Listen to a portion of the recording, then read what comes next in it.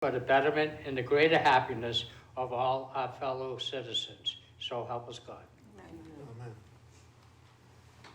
I pledge allegiance to the flag of the United States of America and to the republic for which it stands, one nation, under God, indivisible, with liberty and justice for all.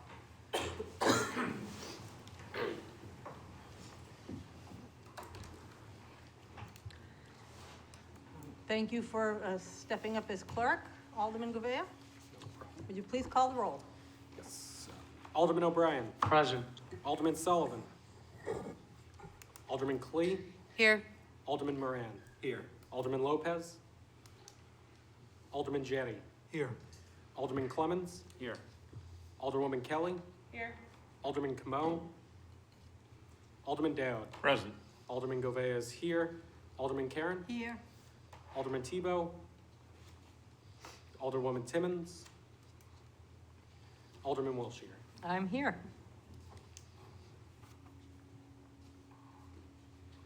Thank you. We have a quorum. Yes, you have a quorum. Thank you.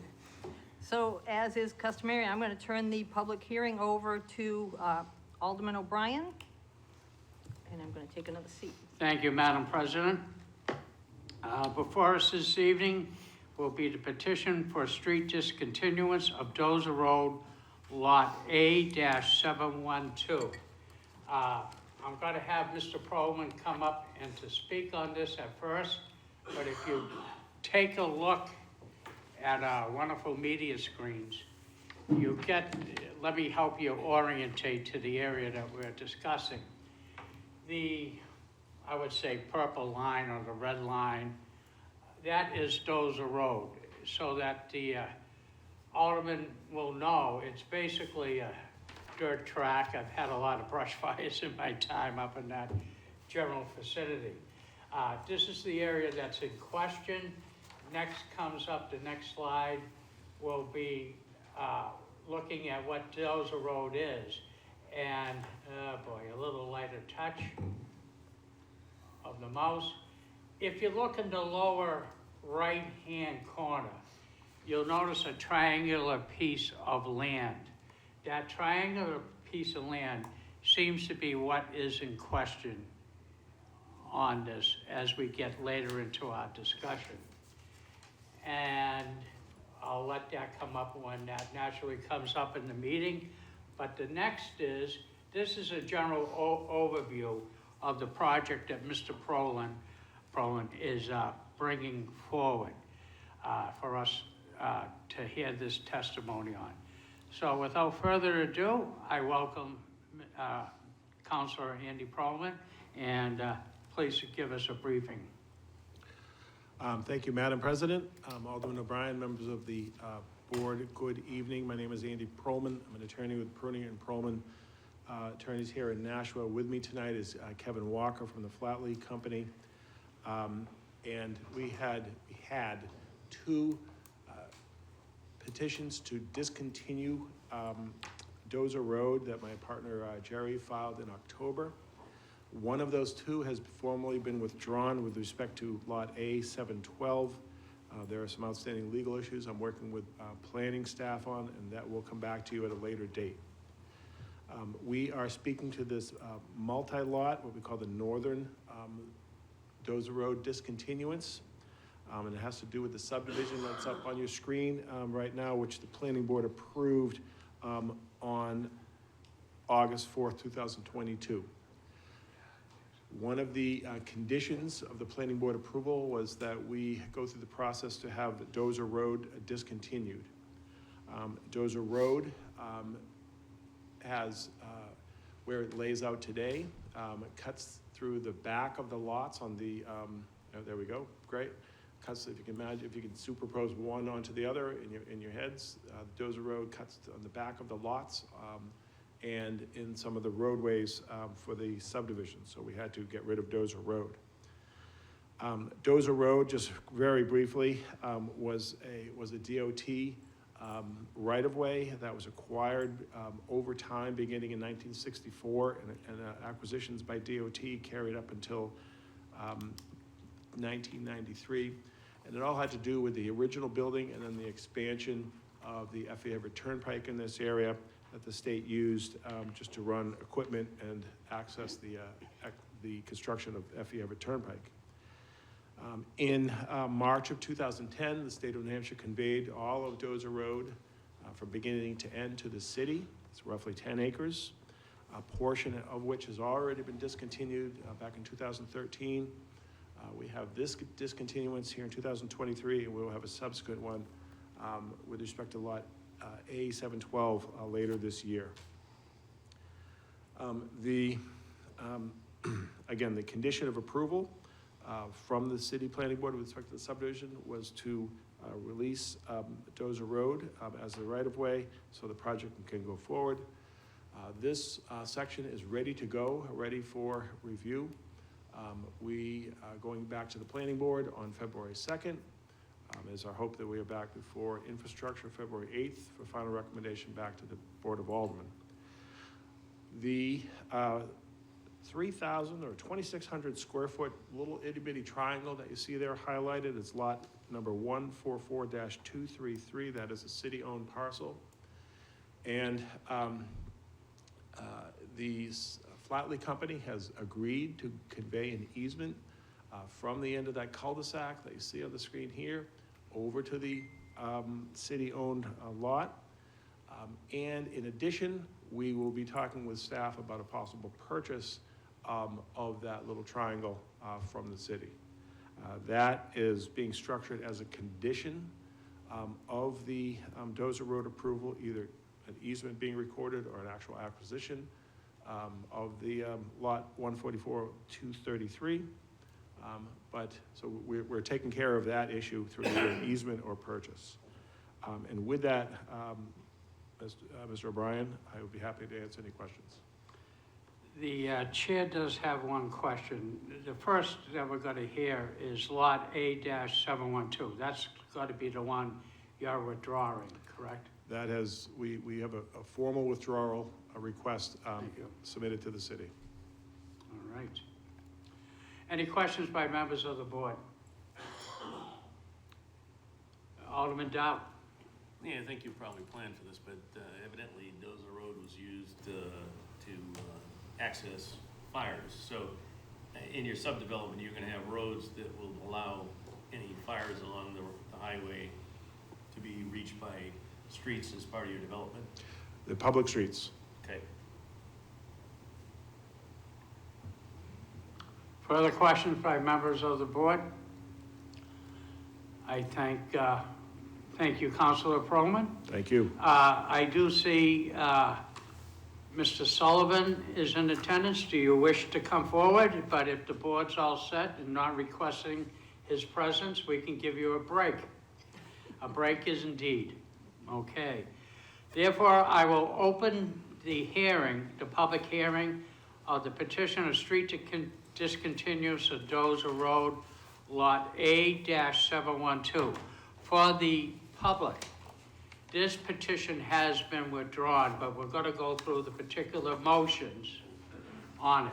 But there is an agreement with the principals of Attorney Perlman's group that they have withdrawn that petition. So therefore, I will call testimony in favor.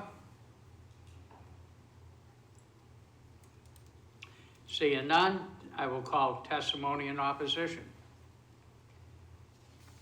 Seeing none, I will now revert back to calling testimony in favor. Seeing none, I'll call testimony in opposition. I will close now the public hearing for the petition of street discontinuance of Dozer Road regarding lot A-712. And we'll do that at 7:10. Okay, also before us this evening is a petition for street discontinuance of Dozer Road, lot A-990, lot 132-85, lot A-994, and lot A-768, and lot A-68, and lot 132-1, and lot A-67, and Lot A-58. And I'll open up testimony in favor. And just to remind the public, this is the one that has the potential legs of going forward. So again, I'll open it up for testimony in favor. Seeing none, testimony in opposition. Seeing none, I will go with testimony in favor. Seeing none, testimony in opposition. At this particular time, I will close the public hearing on the petition of street discontinuance of Dozer Road, lots A-990, lot 132-85, lot A-994, lot A-768, lot A-68, lot 132-1, lot A-67, and lot A-58 at 711. And at this point, that closes both hearings and the Board of Aldermen's participation. However, we are going in, first will be, we have business to conduct within the guise of the Infrastructure Committee, and we welcome friends of a sister community of PEDC. So therefore, yes. Can I Madam- make a motion to adjourn from the? There Board of you Aldermen go. meeting? Thank you, Madam Chair. Motion is to adjourn?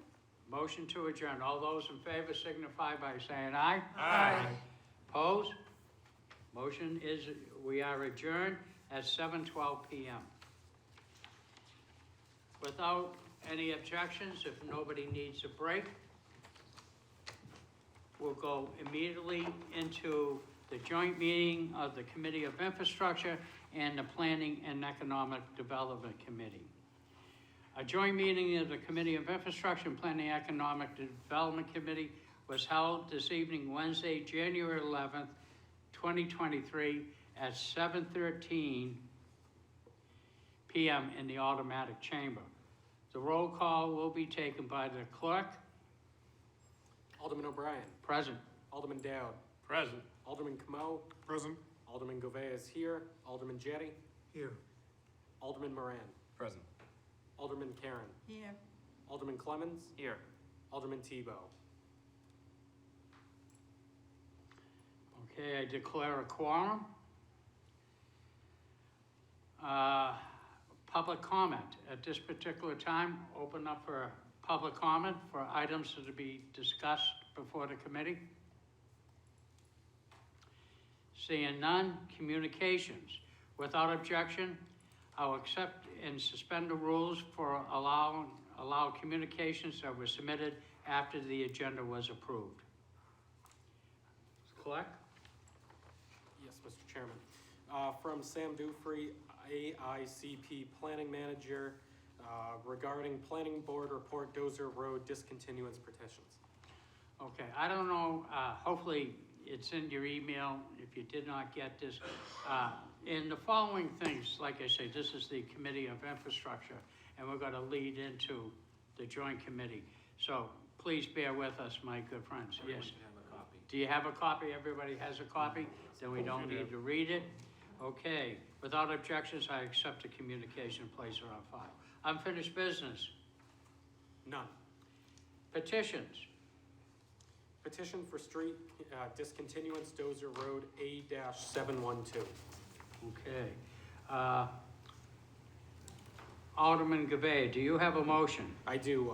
I will move to accept the petition withdrawal of the petition for discontinuance of Dozer Road within Lot A-712. Discussion on the motion? Seeing none, all those in favor signify by saying aye. Aye. Opposed? Okay, the ayes have it.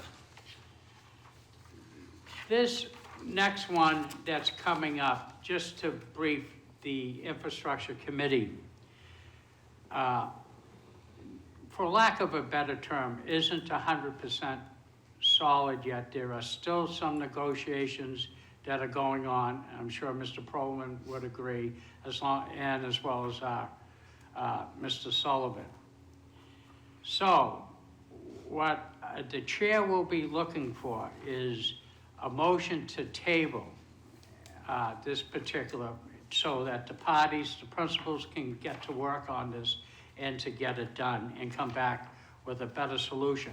I am hoping for a target date by February 8th, that we can get things expedited on this. It will travel from this committee. There is an additional hearing that's going to be held before the planning board, and then it will be referred back to us. So February 8th, we'll have a little bit more of the pie to bite into. Alderman Como. Yes, thank you, Mr. Chair. I'd move the table. Very good.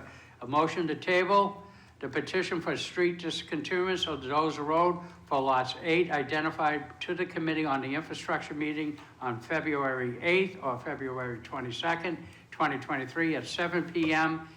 Automatic chamber. All those in favor signify by say aye. Aye. Opposed?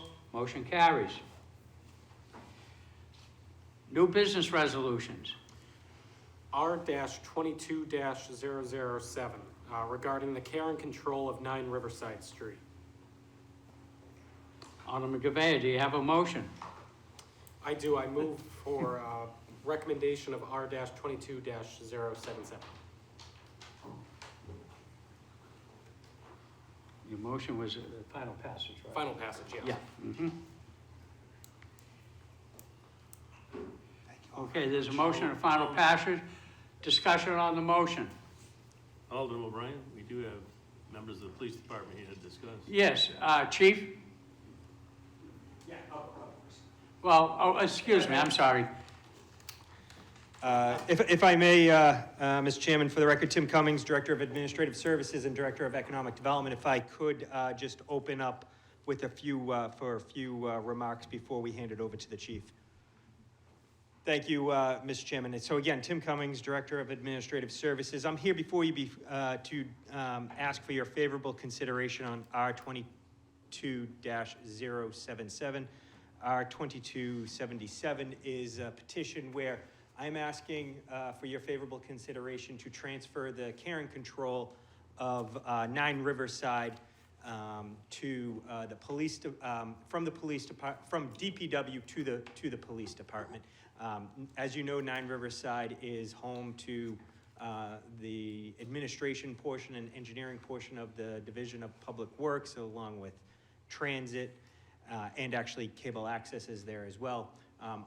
With all that being said, we have been working fast and furiously to get a new DPW building up and running this spring. We are making good headway with that. I fully anticipate a March timeframe where DPW will be vacating their current site. With that being said, that necessitates the question of how we're going to handle 9 Riverside. As you may be aware, the police department uses a building over in the mill yard for their training. They would like to take that training operations and move it over to 9 Riverside. I've asked the chief to come here tonight to talk in a little bit more detail about exactly what they would be doing at 9 Riverside.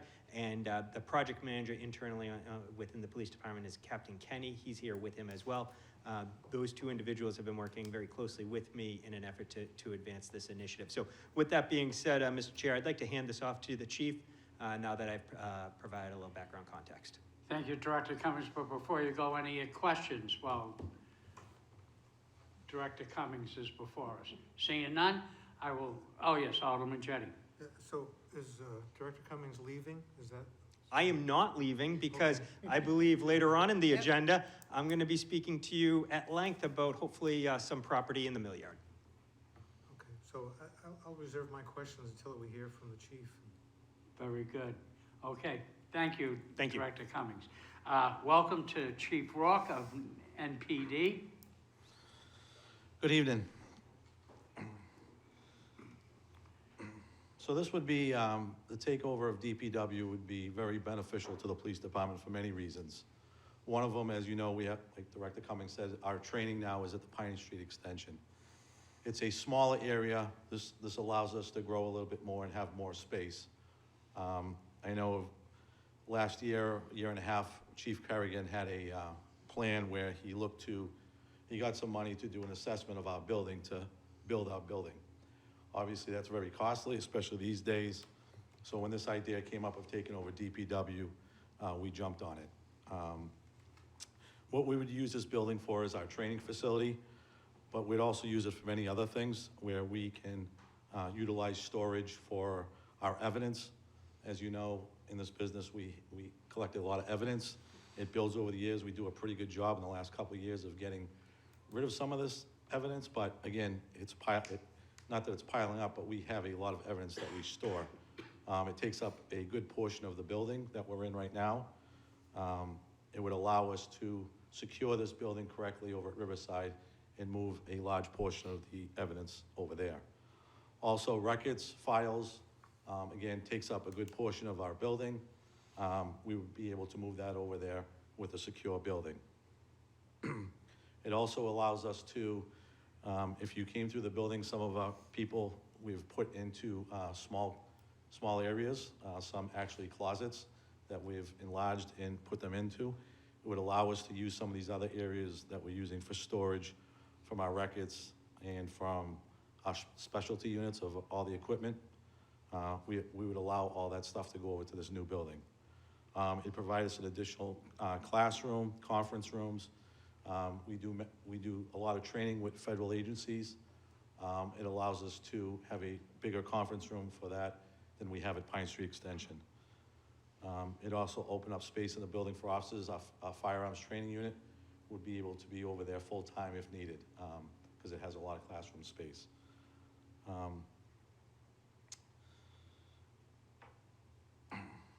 Like I said, this building is about 15,000 square feet. It's much larger than what we have right now. It's newer. You know, the training that we do have is our de-escalation classes, our use of force classes, our simulations classes, evidence and crime scene would be able to train over there, canine training, drone training, SWAT training, and also we'd be able to utilize with the bigger area simulator. So that's just a brief breakdown of the benefits of why we want to go over there. I would just open it up to questions if you have any questions. Alderman Jettie, did you have a question? Yes, thank you. So Chief, I know that one of the reasons we're building a new building for the Department of Public Works is that they complain that that building has all kinds of problems. One of the problems is a severe air quality problem. And I know you had problems at the firing range with the air quality, and we had to spend some money fixing. Hopefully we fixed that for you. So have they given you full disclosure about the condition of this building, and are you willing to occupy it with all of these air quality problems? Well, again, we were doing an assessment to go into that building. Again, we're not going to be in there 24/7. It's a training facility. We utilize that training facility when we have to. Obviously, we would look at that, and if it was hazardous, then we would obviously be back here, I think. So, may I continue? Follow up? Yeah, so that raises a question, because when the Department of Public Works complained about the air quality, the cost of fixing the air quality problems, my memory is that they said it was cost prohibitive. That's why it's one of the reasons we're building this new building. And so I'm concerned about our police officers now going into this building, and you know, are you gonna come back next year and say you need several $1 million to fix the building? I'll defer to Director Cummings. Yeah, thank you, Alderman Jay. Great question. I actually wanted to stand up and add a few comments because what you may or may not be aware of is, as the chief alluded to, we are doing an assessment right now. That assessment is going to be of the entire site. And I fully anticipate that we're going to need to have some capital upgrades to that building when the time comes. We don't know what that number is. I would not quantify it as a few $1 million or by any stretch, but I do anticipate and would expect that we are going to need to maintain our asset that we have over there. We are going to keep it under the same use code that will minimize any type of capital improvements that are going to be required on us. But nonetheless, we're going to have to make sure that we keep it as a safe building for our employees. So we'll have that information later on this spring. Actually, I'm working very closely with Captain Kenny to get a contract before the Finance Committee where an architectural firm will be coming in hopefully sometime in the next few weeks to do that type of assessment. Okay, could I follow? Follow up? So while you're up there, maybe you could, so I'm wondering why, you know, since DPW hasn't left the building yet, and when they leave, I mean, the building belongs to the city, one way or the other. You know, why is this, why is it necessary to turn it over to the police commission at this point in time? And what does that really mean? By turning it over to the police commission, do we no longer own it? We have no say in what happens there? Or what could you explain what the effect is going to be? It's again, another good question. We're just following the rules that are outlined actually in the charter. And this is something that was very clearly articulated, that when an asset is no longer under the use or the of a certain division, it comes back to general government unless another purpose is specified, in which case the care and control would then go to whatever division or governmental unit that was going to need to use it. So we're just planning ahead. We're just planning accordingly. If this did not occur, it would come into central administration. It would come into general government, and we would have to maintain the care and custody and control of the building. We understand that the police have a use for it. It seems like a very appropriate use. We would like to keep it going. We want to maintain that asset as best as we can because it does have some functional use and benefit from a business perspective for the city. So that's why we wanted to get our ducks in a row. Yeah, and if I may too, Alderman Jettie, unfortunately, somebody thought it was cute to change the name of this particular committee, but the original name by the city charter is Lands and Buildings. And so when a place used by the city is vacated, it comes to the Lands and Buildings Committee, which is now known as the Infrastructure Committee. So this is following exactly. We're going to see it again, perhaps maybe in anticipation of the Elm Street School. This is why we're holding meetings and discussions about that, because once the school department is done with that building, it will revert back to the Infrastructure Committee.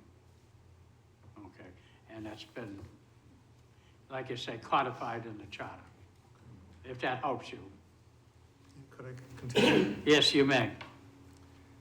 And so currently, the building is also occupied by the cable TV people and the National Transit.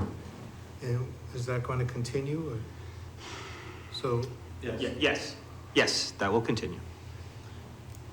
So could you explain, so the police commission is going to have charge of the building, but then are they going to have like are they going to sublease it to these other groups, or how does that work? No, again, it's all owned by the city of Nashua. I mean, it's the municipal corporation is still the owner of the building. Per our charter, the entity, that has dominant control over the asset falls within the purview of that specific division. Schools, libraries, fire, police, DPW, whatever it may be. And so, unless, of course, and we have this in, there's some buildings that we maintain, but we're not necessarily using for one of those functions. Good example, 14 Court Street. Another example, Hunt Memorial Building. In which case, that falls into the central administration's control, general government. And, you know, obviously with the use at hand, that wants to be used by the police department, we're trying to move it along. This is, and from my perspective, this is really housekeeping. This is just a matter of just trying to be in good working order, so we're doing things appropriately. Thank you. Thank you, Alderman Jettie. Alderman Clemmons, you had a question? I did, and it just goes to the functionality of the transit department and the cable TV. So, if they have a request for, I don't know, an upgrade or something like that, or so, does it have to go? Because the way that we do things now, right, if it's, for example, if we're doing them like this room here, when we upgraded this room, and we did some major work to it or whatever, it's obviously under the purview of the Board of Aldermen, so any work, we do that. If they have a major, I don't know, I can't anticipate what it might be, but something that they want to add or something like that, does it go before the police commission or does it come here? I'm gonna let you field the capital question, yeah. Yeah, so it's an excellent question, and I would suggest if it's within the area that they're working within their walls, it would come before the appropriate entity that had approval of jurisdiction, non-police commission if it was community, if it was the cable access or transit. But if it was within the property itself, the map and parcel, or anything that was within the care and control of the police department, then that obviously would go through the police commission. Okay. Yeah, and just, and I know you know the answer, you've been on the board for a while. We're not talking, you know, painting the walls. We're talking, it has to be a capital improvement, you know, so Correct. it would And come that's, back. that's what I. Alderman Dowd. Yeah, one of the main things that it does is it takes the budgetary control for the maintenance of that building from the DPW, since they have another building to take care of, and it transfers it to the police budget. So that's what the charter was all about. It's transferring who is paying for the, I want to keep wanting to say care and upkeep, but it's the various costs associated with that building now fall into the police budget. And not in the DPW budget anymore. They will have legislation that says now that that new building falls under them and it's under their budgetary control. That hasn't come before us yet. And the other thing I just would mention, as liaison to the police department and being on infrastructure and with a new building, this is Director Cummings has said, this is part of the charter that we have to transfer who's responsible for the building so that it can fall in the right budgetary line. Well, because of that statement, we're going to Velcro you to infrastructure. There you go. Alderman Moran. Thank you, Mr. Chairman. Maybe try to phrase this the right way, make sure it comes out of my brain correctly. So I had an off-the-cuff conversation with George Russell about when I was doing a public access show, and he had hoped for, not like tomorrow, for larger space to expand there or somewhere else. I'm assuming there, if it were to ever be an option, would now have to go through the police commission? Yeah, if I may, Mr. Chairman. Yes, you may. Again, Tim Cummings, Director of Administrative Services. I've also had a similar type of conversation, but his focus wasn't so much staying on Riverside, but actually talking about maybe being more in the inner core, somewhere in the inner core area of Nashua, and not necessarily out on Riverside. But yes, he is looking for more space. I think he has a vision. We want to help him with that, but I don't think he necessarily wants to stay at 9 Riverside for a longer term. Did he talk to you about the late night talk show? Yeah. Thank you. Alderman Clemmons. Thank you. I thank you for answering that, and that actually Alderman Moran's point was more to where I was going with that. But I just wanted to state for the record that I do think it's a great idea. It's not every day that an opportunity that a building of that size comes into use for a department that clearly is growing and needs to have access to a building that size. So I think, whereas it's right adjacent to the police department, I think that that's kind of the perfect fit. I hope that, that it works out. I hope there's not I hope we don't uncover a lot of issues or whatever with it, but I think for what, the chief laid out there, I think it's a great opportunity, and it's something that I certainly will support. Very good. Alderman Como. Thank you, Mr. Chair. I don't have a problem with the paperwork side of this, but some of the other concerns that my colleague from Ward 5 raised, I share those concerns as well. We're moving a city department out of this building for a numerous list of concerns, and I would be curious, maybe through you to Director Cummings, what happens if this assessment comes back with a list of things that have to be done before the police can move in, that makes it cost prohibitive like it was for Public Works? Would it make more sense to wait for that assessment to come back to do this legislation? Or I guess what is the reason to do this right now as opposed to waiting for that assessment to tell us that the building is going to suit these needs? Thank you, if I may. So, really good questions there, and there's quite a few points to hit on. First, I want to just start by saying, I think it's pretty fair to say that although one of the drivers of moving to a brand new building for the DPW was the condition of 9 Riverside, but it wasn't the sole reason. Getting all the disparate departments together, centralizing them into one building will create some efficiencies.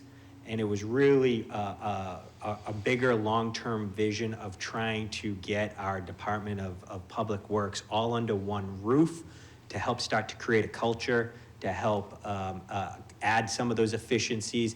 The life of that building was at its end, and instead of investing there when you wanted to do some of these other things, it made sense, again, from a long-term perspective to move in the direction of new construction. Segueing from there, we're gonna have that conversation, and I'm not gonna shy away from it. If the assessment comes back and says certain things are gonna need to be done, we're gonna have a conversation with the police department and with you as to whether you wanna proceed in that direction. We don't know yet, and we still have a responsibility to maintain the asset. The police department has a plan, has a vision. We just wanna help them along in that, and I fully anticipate we're gonna have to spend some money, albeit I'm trying to do everything we can not to spend as much money as possible, trying to keep it within reason, but we're going to need to bring it up to certain code. And one example, and I don't want to go too far down the path because I don't have all the information, but there's going to be some security elements need to be introduced. That's just a minimum standard that we're going to need to do. And so we will have that information, and then we can come back before you and have a discussion about spending some money on 9 Riverside. And Director Cummings, Alderman Clay, I have you, but I'd just like to state, keep in mind with this, regardless if the police take over or not, it's going to become a municipal building. We currently own it today because it is part under the BPW, but once they vacate, again with the lands and building in our charter, it comes back to us. So if the building is deficient, we've got deficient property. It may be very tough to, determine. When we do real estate type of transactions, keep in mind, we do it sort of like, with our pants down, for lack of a better term, but people can see exactly what we discuss at a public meeting and to be full disclosure on what it is. So hopefully there isn't much with this building that if we could repurpose it. And with that, Alderman Clegg. Thank you, Mr. Chairman. A couple of comments. And I'm glad that Director Cummings mentioned the purpose of the new Public Works building was to bring all groups together. As many of my colleagues here have done, we've kind of toured them, and we've seen that the Parks and Rec building is truly horrific. Of the three, between Parks and Recs, the landfill, and the 9 Riverside, that's probably the better building of all of those. So this was intent was to bring them all together, and I see that, and I'm glad that you brought up the security of that, because as Chief Rourke was speaking and talking about bringing records over there and so on, that, I actually wrote that down, securing the building. So I'm glad that you brought that up. And I know this is just the beginning. And to what Chairman O'Brien had said, this is just kind of a paper chase based on our charter. And if it does go to them and we do an assessment and they say, this is just too much, we can't handle it, it would just revert back to the city. Is that correct? That's absolutely correct. It will just come to administrative services. And it would rest and reside there. And we would still have all these obligations that we're talking about now. So if I may. Yes, you may follow up. Thank you. Not so much a follow-up, but just more of a comment. So again, just the clarification is this is just a paper chase based on our charter of, I think it said,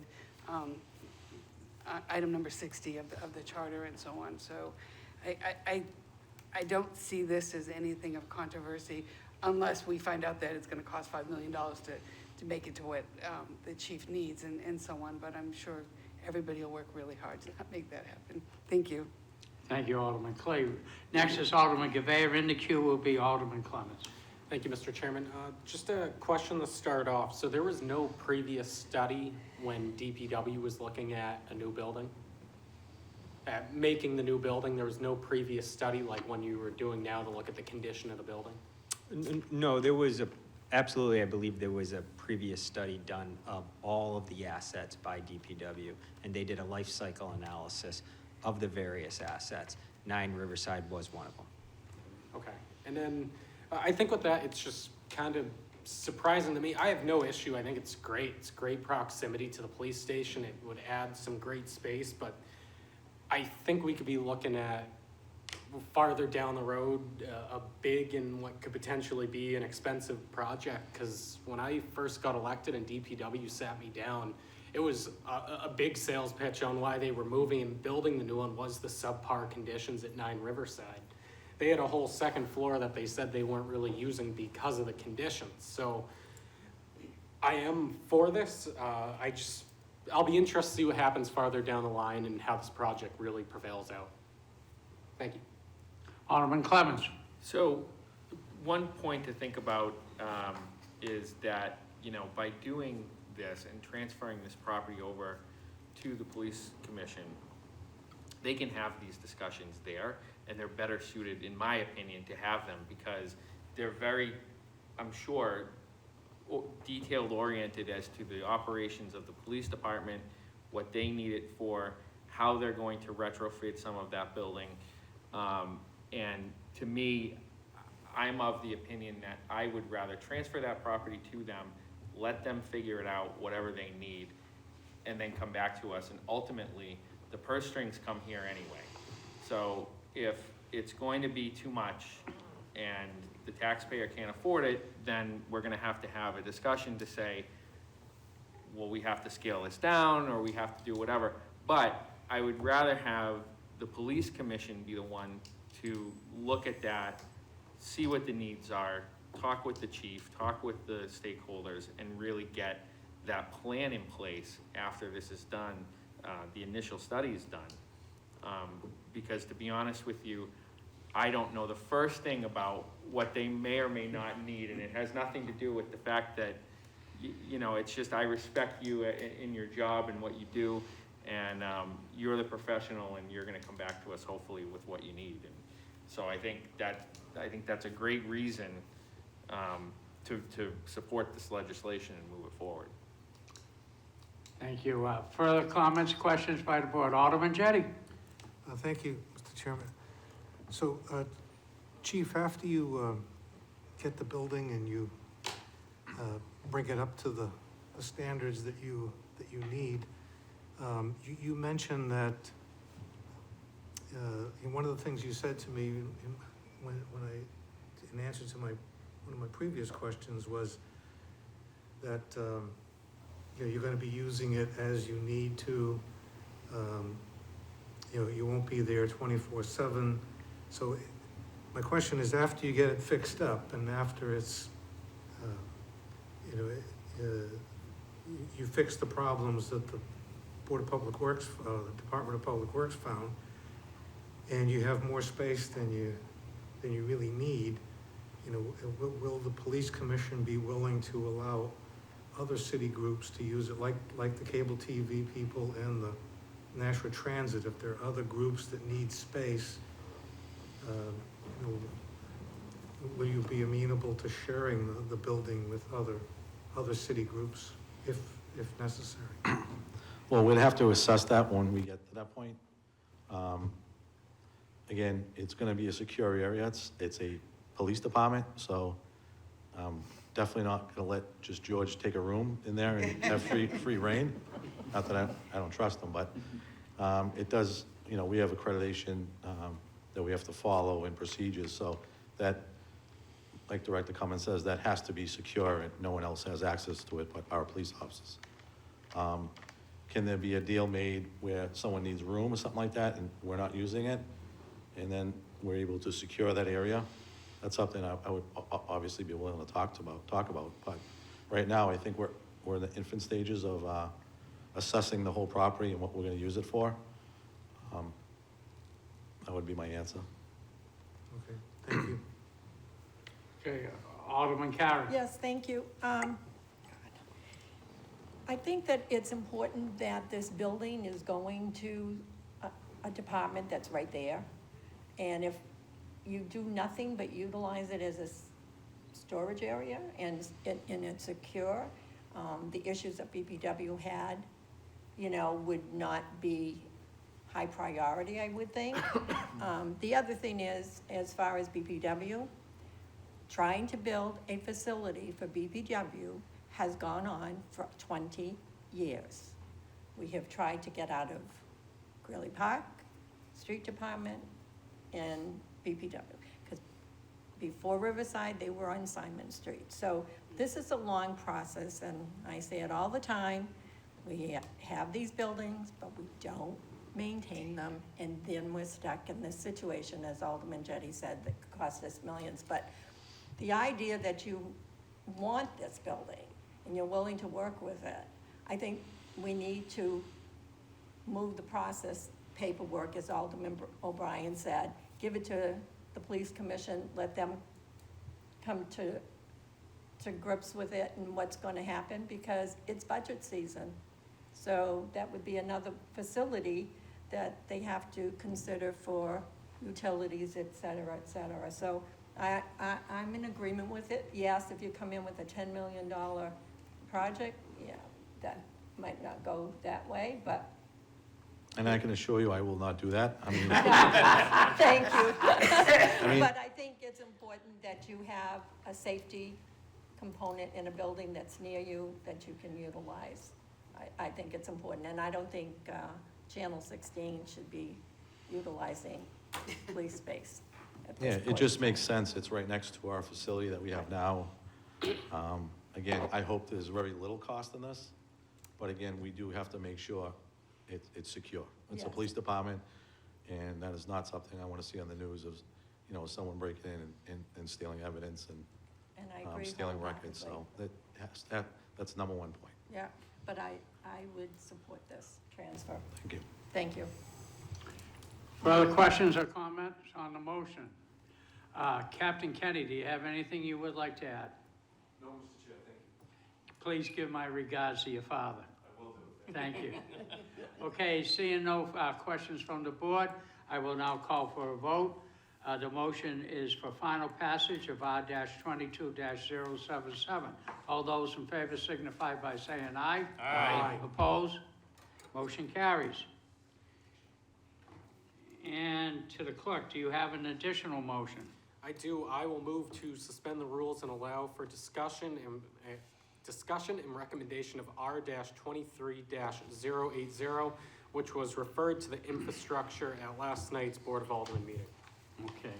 I know we heard this last night at the Board of Aldermen. It is very timely. I did have the discussion with Alderman Dowd, and it is of importance. So therefore, I will recognize Alderman Dowd for a motion. Yeah, I guess the first thing is to, Oh, yes. Oh, to suspend the rules. All those in favor, any discussion on the motion? Seeing none, all those in favor signify by saying aye. Aye. Opposed? Motion carries. Got a little ahead of myself. But before us this evening is R-2380 regarding the care and control of school building properties. Alderman Dow. Yeah, I'm gonna make a motion to recommend final approval to the full board, and I'll explain why this is here this evening. This is sort of another, cross the Ts and dot the Is. It's a state requirement. The state has authorized the use of funds for the redo of Birch Hill and Main Dunstable. We've already passed a bond to cover the city's part of it. But the state requires that we pass this legislation. It says that we guarantee that the school building will be used for 50 years or longer. And it's much like when the airport has to have a lease of 99 years when they give state and federal funds to the airport. By the way, we have not closed the school in over 100 years. And the first one coming off the block will be Elm Street, and it's 88 or 89 years. So we're redoing these entire buildings, and therefore we have no intention, or does the school department, of closing them anytime within the next 50 years. So the reason for the expedition of this legislation is that the next infrastructure meeting, which was earmarked for this, is after the next Board of Aldermen meeting. And therefore, the only way to resolve this, other than tonight, would be to have a special infrastructure meeting, calling another meeting, going out another night, or this wouldn't finally pass the full Board of Aldermen until sometime in February. This project is underway. We have architects and construction managers working this project as we speak. And as I said, as soon as we had the okay from the state to spend the money, but they will not allow us to bill the state until this legislation's passed. So we need to move this along quickly because we have people that need to get paid, and I'm sure they're not gonna wanna wait 3 months to get their first payment. So with that, I would like to recommend that we pass this evening so it can go to the next Board of Aldermen meeting, get settled, and we're good to bill the state for their portion of the funding. And I answer any questions if anybody has any. I thank you, Alderman Dow. Discussion on the motion. Alderman Clay. Thank you, Mr. Chairman. This is for for clarification, this is for the ESSER funds, correct? This is for the ESSER funds for Main, Dunstable, and Birch Hill. Right, and so I'm just bringing that up to the public. It came with a lot of heavy criteria, and of the 50 years, or I think the useful life of the property, whichever was longer, which would probably be 50 years. So just so that the public knows, this is all part of that ESSER funding that the state has been giving out, and as you pointed out, people need to get paid. The project has been approved and moving forward and so on, so I hope this board gives a positive recommendation. Thank you. There were a lot of approvals to go through, and the state's approved everything and authorized the project, authorized the spending. They just need this as part of their packet that says that will keep the school open. Follow up? Just more of a comment, and I say this as being one of your cohorts on the joint special school building committee, and we've discussed this, and these funds, we have made really good headway through Chairman Dowd's tutelage and so on, so thank you so much. Alderman Clemens. Thank you, Mr. Chairman. Yeah, I mean, we have closed schools in the last 50 years, but it's more that we've replaced them. Spring Street Junior High was replaced by Pennachuck, and the Crowley School was closed. But the point is that, yeah, I don't think we're gonna put all that money into these two schools and then close them. So, and hopefully, you know, we keep track of this so that if we ever do have to close a school, it's not gonna be one of these. And that's kind of the point of this. I don't have a problem with it. I think Nashua's population, as we saw last night, is growing, will grow into the future, and I think the need for school buildings is only gonna grow with that. So I think this is kind of legislation that's a no-brainer to me. Alderman Dowd. And just for clarification, those two schools you mentioned, well, one of them didn't, it got transferred to them, but they were both over 50 years old. Okay, very good. Further comment, I know, which, discussion on the motion? I could win both of them. Okay, seeing none, I'll call for the vote. R23-080. We have a motion for final passage by Alderman Dowd. All those in favor signify by saying aye. Aye. Opposed? Motion carries. New business orders to the There are clerk. none. There are none. Tabled in committee. There is nothing. Okay, at this particular time, you're gonna reconvene, or you won't even notice it, it'll be a blip on the radar. But we'll go into the, combined with the PEDC and Infrastructure Committee. I would like to thank our sister committee. As you can tell with the items that were discussed this evening, a lot of these were timely and had to be done. So I thank you for your patience. And with that, both co-chairs would like to recognize Director Cummings, which is going to give us a presentation on the NIMCO building, which is in the Nashua Mill Yard. You're welcome to sit anyway. Yes, indeedy. Welcome, Director Cummings.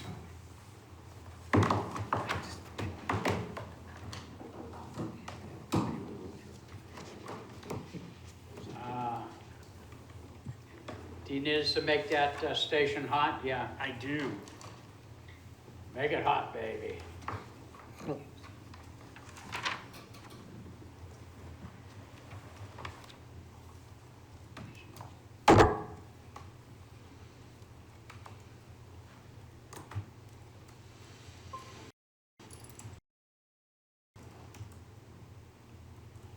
What's your password again? Yeah. I was gonna say, he didn't do show. Again, thank you, Mr. Chairman, Tim Cummings, Director of Administrative Service. Actually, technically, I'm now Director of Economic Development. Got that split personality going on. I want to come before you this evening and have a conversation about the mill yard, and then specifically the NIMCO site. And the reason why is because over the last year or so, we've been studying this specific site at length, because the idea would be is we'd be looking to put it out to an RFP and sell this 3 to 4 acre piece of land. And so we've gotten relatively far in the study of this site. I wanted to brief you all on it, seek your feedback and guidance. Based on this conversation, I'm gonna make a decision of whether I ask for a resolution to be filed and actually get an officially adopted direction from the Board of Aldermen that we proceed with the RFP predicated on the plan that you're seeing before you. So that obviously would delay the issuance of an RFP. And the reason why I feel strongly that I need to do that is because I need to make sure that when I'm speaking to the private sector, I'm doing so with the understanding that I have some consensus from this body here, and I can make accurate representations. And so this is going to be a conversation this evening where I'm going to walk you through some of the slides and some of the work we've done, and hopefully we can get some feedback. Hopefully I can get some feedback from you all and some direction, and hopefully hear what your priorities are. So with that being said, Oh, we're going back, okay. I We read- did that. yeah, that was me. Oh, it was you? No, that wasn't me. We're playing with buttons up here. so. When in doubt, blame the clerk. Let's hold off on video games till after the. So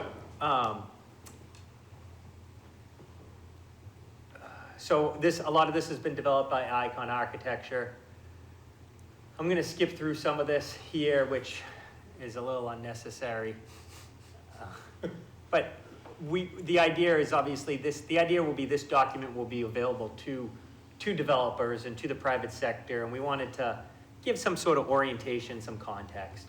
So this is, you know, the mill yard itself. And so we're looking at the reuse of 3.5 to 4 acres, a site located in the Nashville Mill Yard. The study provides the basis for a developer of the RFP. The study process include evaluating and making planning recommendations for the site, conceptual plans.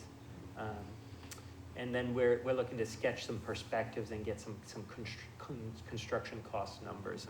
And that's really important, so we actually understand the value of what we have, and you can decide appropriately as to how you'd like to proceed. The most likely highest and best use will be a multifamily residential. I should take a step back and remind you all that Icon Architecture was the lead consultant, but they had some sub-consultants underneath them. There was a market consultant, Abramson Associates. Barry Abramson is a market expert, and he studied the market as a sub-consultant to Icon. We had Desmond Parking, our parking consultant generally for the city, also a sub on this project. Hayner Swanson, civil engineer, sub-consultant on the project. Andy Perlman, as you know, Pruner and Perlman, he was a sub-consultant on the project. They all played a role to help put this report together for our benefit. So with that being said, it's looking as though it's going in the direction of multifamily residential, and this is what this plan says. Obviously, I'm going to be looking to you to affirm that direction, and we can talk about that, because I need to get a sense from you as to, you know, where your priorities may lie. How much affordability are you looking for? Are you looking for rentals or condominiums? How much density? These, you know, we vetted out these ideas, and you know, and when I write an RFP, I want to make sure I'm doing so appropriately.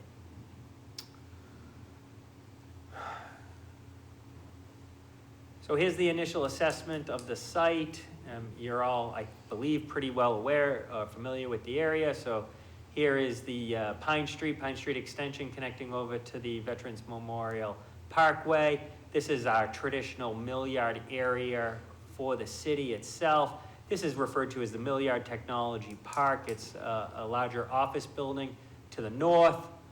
To the south, actually, this is a piece of property that I believe will be coming into play, depending on the wishes of the Board of Aldermen. This is actually, ironically enough, the training facility that we were just talking about, the police currently occupy.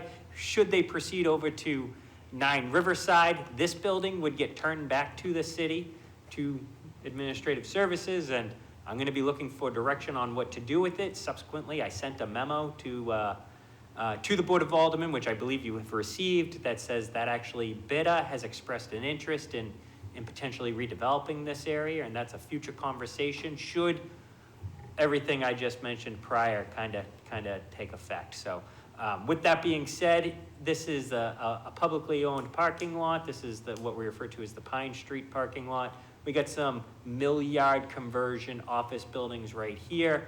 We have the Bag Shop building right here. That is, for those of you who don't know, a long-term family-owned pin making company. They make pins, and that then leads on to the NIMCO site. And the NIMCO site is a hodgepodge of parcels where Ultima NIMCO once was a manufacturing facility at the site. We originally took the site under the auspices of building out the parkway. When we believed the parkway was going to be 4 lanes, it got redesigned into a much more narrower 2-lane type of roadway that did not necessitate as much of land being necessarily used for the road. And so you have this 3 to 4 acres available now that we have an obligation to dispose of per the agreements that we developed with the state. And so we couldn't do it prior because it was under litigation for many years. That litigation has now subsided, and we've moved beyond that. So we are at a point where we can actually look to dispose of the property.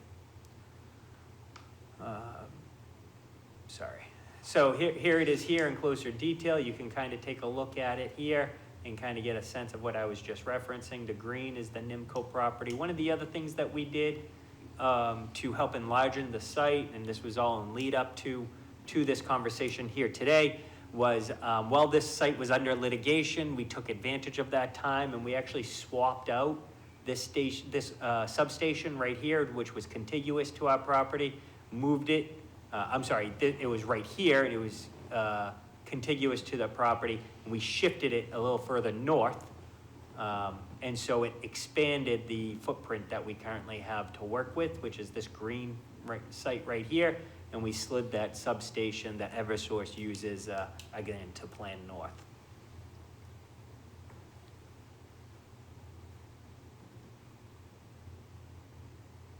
So probably to no one's surprise, this land is burdened with a lot of easements and a lot of conditions and a lot of obligations, and that's okay.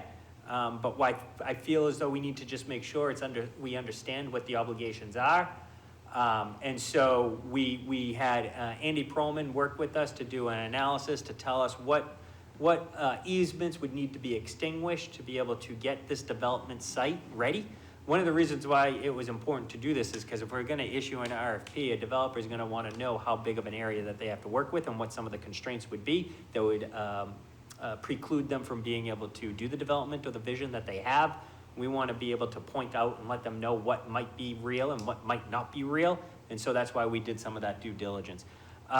This is also another a way of showing the site circulation currently as made up, and you can see the red arrows just kind of show the way vehicles would traverse, and I believe the dash would show the way pedestrians could traverse.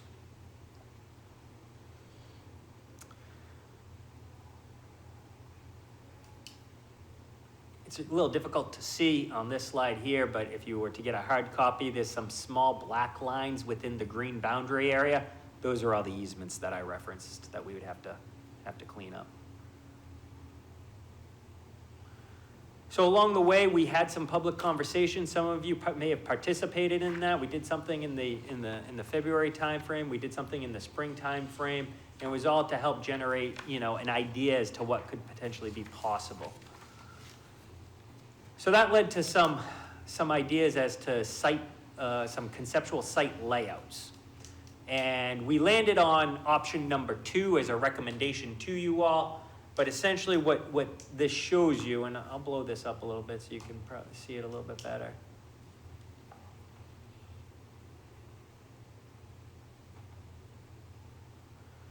So what this kind of shows you is some options, and I kind of put a black line through what we as a consulting team and the project team working on this is recommending to you, so you can kind of keep that in the back of your mind. But this was one iteration. If you can look to see how we did the development, and these white buildings would be the potential new development, and you could kind of see the thought process. Again, the orange being more of a pedestrian, the red being more vehicular. So this is another thought process, and I highlighted option 2 because this is ultimately the recommendation that's being made, which is you keep the vehicular the same, and then you keep the pedestrian pretty much the same. You can maximize the density and the potential layout of the site. Now you might be asking, well, what's the thought process there? And we wanted to obviously provide as much development potential as possible, as, if you will, the biggest square for development. The trade-off to that being is, I'm going to use the word quote-unquote conflict because that's how we refer to it in urban planning. But essentially what it means is you got 2 modes of transportation happening in the same area. The pink, reddish, and the orange are going to be, working in the same area. And that's just, something to be aware of. It's a trade-off. As opposed to do something like this, which you can see we've minimized that quote-unquote conflict where we are encouraging vehicular movement through the site. Trade-off being you're not getting as much density, but you're keeping the pedestrians more away from the vehicular traffic. Again, not a recommendation that we're making, but something I want you to be aware of, and I would love to get your thoughts. Again, another iteration of something like that being shown here. I will note that the feedback that we got from the market consultants was that the private sector really doesn't want to encourage public vehicles traversing their property. So if we went down this path, we would have to, see if we could lay out a plan that a developer would do this on their own and another developer would do this on their own. They wouldn't necessarily want to encourage the throughput here. So again, another reasons why we didn't necessarily want to make this recommendation to you all. Obviously, it does happen. It's just not a preference that, was the sentiment expressed. So that gives you a little context about the site analysis that occurred. We ultimately landed on that option 2 that I talked about with you before. And here's how we envision the full entire circulation kind of occurring. And something that I think we should kind of talk about is this idea of one of the great things about the site is it lends for pedestrian connection. So if this is the Riverwalk here, you're gonna connect on up through to like right about here. Then we're gonna do a mid-block crossing right in through here. And that allows you to go straight on down to Mine Falls. And you have this nice pedestrian walk that we could encourage. As well as you could, the vision is to encourage a pedestrian walking along through this way and continue on along through here. And again, Mine Falls back in through this way or continuing back along. So this is the ultimate circulation that is being suggested as we continue to look at this area of the city differently, moving from that traditional industrial or light industrial use into what's probably going to be more of a mixed use environment and definitely have more residential. So let's talk a little bit about the assessment of the market. And so I'm going to summarize this. You can look at this in more detail. Bottom line is, yes, you could do light industrial in that area if that's your so wish. There's somewhat of a market for that. You would have to be more patient to actually see any type of development happen on it. It would probably be a build-to-suit type of environment. You would not see any type of speculative type of development happening on that site. So if you wanted to wait for the right opportunity for a job type of entity as opposed to a residential and housing unit type of entity, that could be possible. You would not see a hotel necessarily show up unless there was a strong subsidy provided by the city. The market just doesn't allow for it at this time. Same with retail.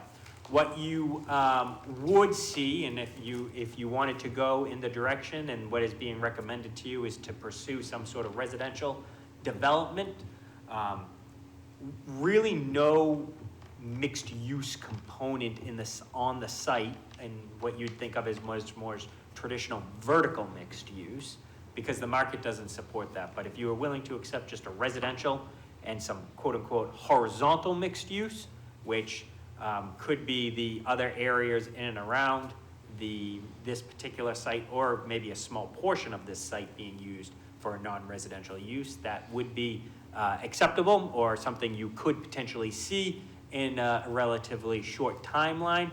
But you need to get a target range of about 150 to 200 units if we were to even do any type of residential development, because that is the type of market demand that we're looking at. Earlier I had mentioned I'm looking for some direction as to what you'd like to see, and part of that is also like how patient you're willing to be. One of the things you may be willing to do, but you'd have to be a little bit more patient, is you'd have to be, you could potentially see live-work units, and you could potentially see condominiums. And if that's something of interest to you, I'd like to kind of know that. That would take you more time to potentially achieve that. And when I'm talking time, I'm talking years, as opposed to what I believe is if we put it up for rental, you would probably see something immediately, and that would be much more attractive to the marketplace. So now we'll talk about some massing options. So let's assume that we're going in the direction of multifamily, and we're assuming that we're wanting to be in that 150 unit range, 200 unit range. This is the type of site that you'd see. So this right here is basically a layout where you have a U or a shaped building, surface parking in the front, supporting that building, and there's a suggestion of maybe doing an amenity building out front here, or that could be small retail. If you wanted to have a small retail, 2,000 square feet, no more, maybe 5,000 square feet, no more. You'd have to be willing to mix the parking in there, and they would have to use that surface parking lot right in front of you. You might be able to encourage and support that. I don't know if you'd see a full restaurant per se, but you might be able to get a small scale food type establishment. You might be able to keep that level and just provide a developer may be willing to provide the utility hookups. You might be able to create a couple food truck spots there as well. These are some of the outside of the box ideas that were talked about for trying to activate this space right in through here. That's probably the only real difference that you're gonna see between one of the other options. So again, this is option 1A, had 155 units, 170-ish parking spaces, and this box represented that 2,000 square foot type retail. 1B, same type concept, except for the elimination of that 2,000 square foot retail, but maybe it could be a pad site. That could be like a pavilion. You could put some picnic tables out there if you want. You could create a little pocket park. You could activate that space in some way if you wanted to. And that was just something that was being called out by the design team. Option 2, 171 units, 188 parking spaces, that 2,000 square foot retail. But if you noticed, the designs have changed. This 2A has it now as 2 separate buildings with a little bit of a courtyard here. And then again, the design changed in 2B with a front building and then a miniature U-shaped building. And I believe the thought process is the parking would be in the rear. So now think about this as being a little bit different. You're coming down the roadway here. You're not necessarily gonna stare at parking here. You're gonna have a building right in front of you right here. The parking would be in the rear. I think it would be pretty safe to say though, under this scenario, it would be much harder to develop any type of retail because you'd be moving the parking further away. So that's just a trade-off that you need to be aware of.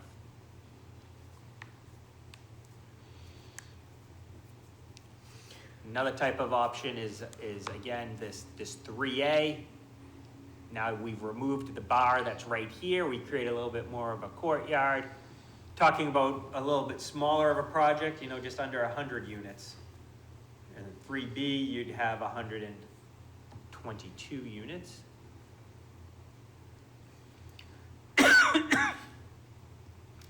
Again, as shown right here. Basically, the difference here is you're lowering the floors here, so you're not as high. You don't have the verticality here. Would increase the views for this building right here. It's just something to be aware of. One of the things I should note, and I want to make sure everyone is aware of, was we set a target parking ratio of about 1.25 to 1.5. That's typically what we've done in the past. That's not precedent setting. That's something that we would, we have accommodated here in the city. It's something we would recommend. And everything that we're showing here would mean that parking could be contained on site. You could use some of that ancillary parking, that public parking on Pine Street Extension or in the Pine Street parking lot. But it was really discouraged. That should really only be used for visitors, guests, incidental type uses, but you really want to be able to have that parking on site. So the preferred scheme by the development team was this idea of what I believe was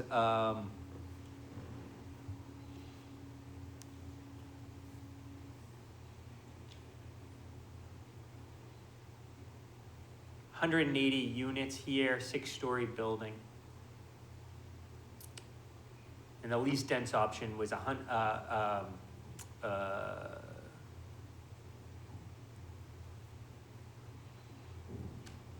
gonna say 130 units, but I could have that wrong. I'm gonna double check that.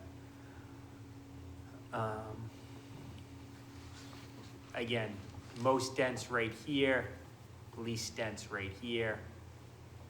One of the biggest differences is you're removing the U and creating two different buildings, as opposed to having that, this could all have units in it if you so desired.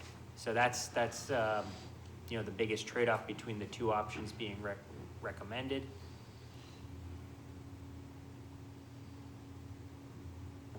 Told you a little bit about the parking assumptions. I'm sorry, I said 133 units, it's actually 124 units. So one of the things I was gonna make sure everyone understands and realizes is, so when I said you could utilize some of Pine Street Extension parking, I wanna give you an orientation. This right here would be the massing of a new building right here. This is Pine Street Extension, to give you an understanding of where I am. Think of this area as the Bagshaw building right here. This would be the Bagshaw parking lot. You'd be facing and looking towards Mine Falls Park. You're going down a grade.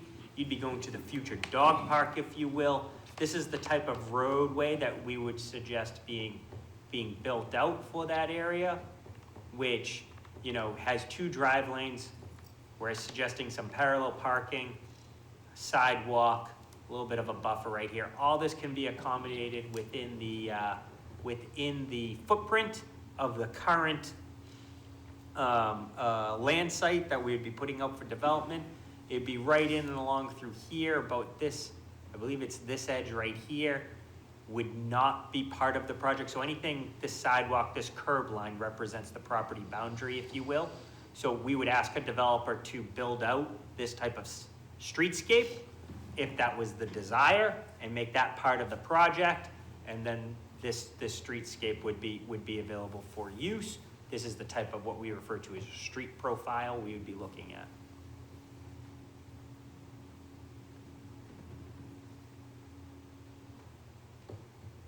I'm sorry, I want to clarify. I had the property line on the wrong curve. I said it was here. It's actually, the property line would be here. Would be this curved line.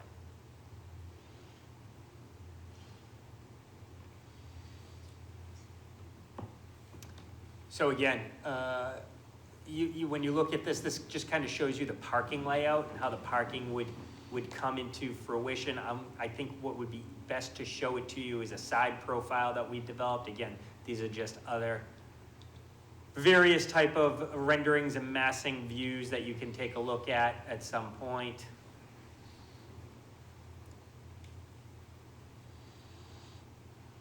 But really what I want to show you is how the parking would be accommodated. I believe it's on my next slide here.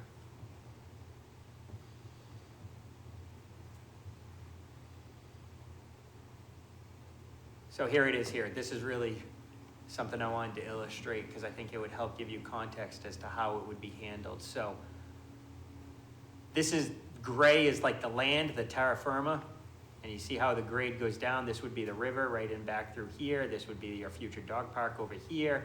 So using the grade to your advantage, you can see that you can tuck the parking for the most part before you get to street level over here. And so that's something I just was really a priority for the development team because that's how they really wanted to kind of activate the space, get as much units as possible. You would be using the grade to your advantage. So as you go down the grade, you turn into and go essentially under the building and you'd park your car there.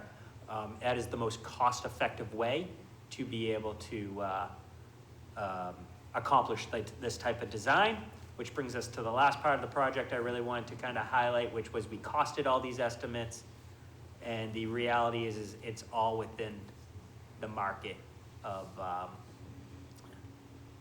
the city of Nashua. So a developer could afford, and here's the summary of the development costs here, could afford to develop this and get a return on their investment. So it is a project that does pencil, and that was a goal that we had at the very beginning. if they were to follow one of the preferred schemes that we've demonstrated or we've articulated. So I'll close my comments there. I'm going to be emailing this all to you. It may already be up on our website as well. Nope. So we'll also get it up on the webpage as well, and it'll be available to you all, so you can kind of look at it at your leisure. So again, to frame my comments this evening, what I'm really looking for is some direction as to what you'd like to do. I can proceed without an official authorization through a resolution to go to an RFP that you've accepted this plan, or otherwise I can wait. I could submit legislation, get an official vote of the body, and then we would proceed to an RFP. I'm trying to get a sense as to what the appetite of the board may be. A critical component of this, and I want to make sure I'm clear, and that's why it's my last comment, this all talks about market rate type housing, with the understanding that we would only be following our inclusionary ordinance or policy, which would be that, the expectation would be that 20% of the housing units of whatever they may be would be provided at 80% of AMI. If that is not something that you all are interested in doing, I need to know that, because the profile, the type of developer I would be seeking to court would be different. So with that being said, Mr. Chair, I'd ask that we open it up for discussion, and I'd love to get the group's thoughts. Thank you, I will, and I've seen a couple of hands go up, but I would like just to make a couple clarifying statements. What was presented to us by Director Cummings is a concept. Nothing is etched in stone at this particular time. I think Director Cummings, to get back to what he said, is looking for a directional type of way, that he's on the right course. Keeping that in mind, I would like to piecemeal some of the discussion so that we can, stay with it and follow, because this is quite a large project. So keeping that in mind, I'll open up discussion on what Director Cummings says seems to be the favorite recommendation from the committee is option 2. So we'll start off with that, see what you people think of option 2, and I'll open up the floor for discussion of option 2. Alderman Clemmons. Thank you, Mr. Chairman. I have a question, and then I have a couple of comments, but my question, I think, is going to predicate, well, the answer to it will predicate where I am thinking. So have you had discussions with the current occupants in the Mill Yard, so like Bagshaw Company, the Mill Yard building? Have you had conversations, and what is their reaction to potentially having residential sandwiched between all these industrial buildings? Great question. Mr. Chair, if I may? You may. They- It's not on option 2, but please feel free. Yeah, I would suggest that they have not given an expressed opinion as to one way or the other than that they are very aware of this project. They were part of the process. I am on the Mill Yard Board of Directors. I bring this up to them every time we meet. But with that being said, I have not gotten their opinion as to whether they, would not or would be opposed to residential.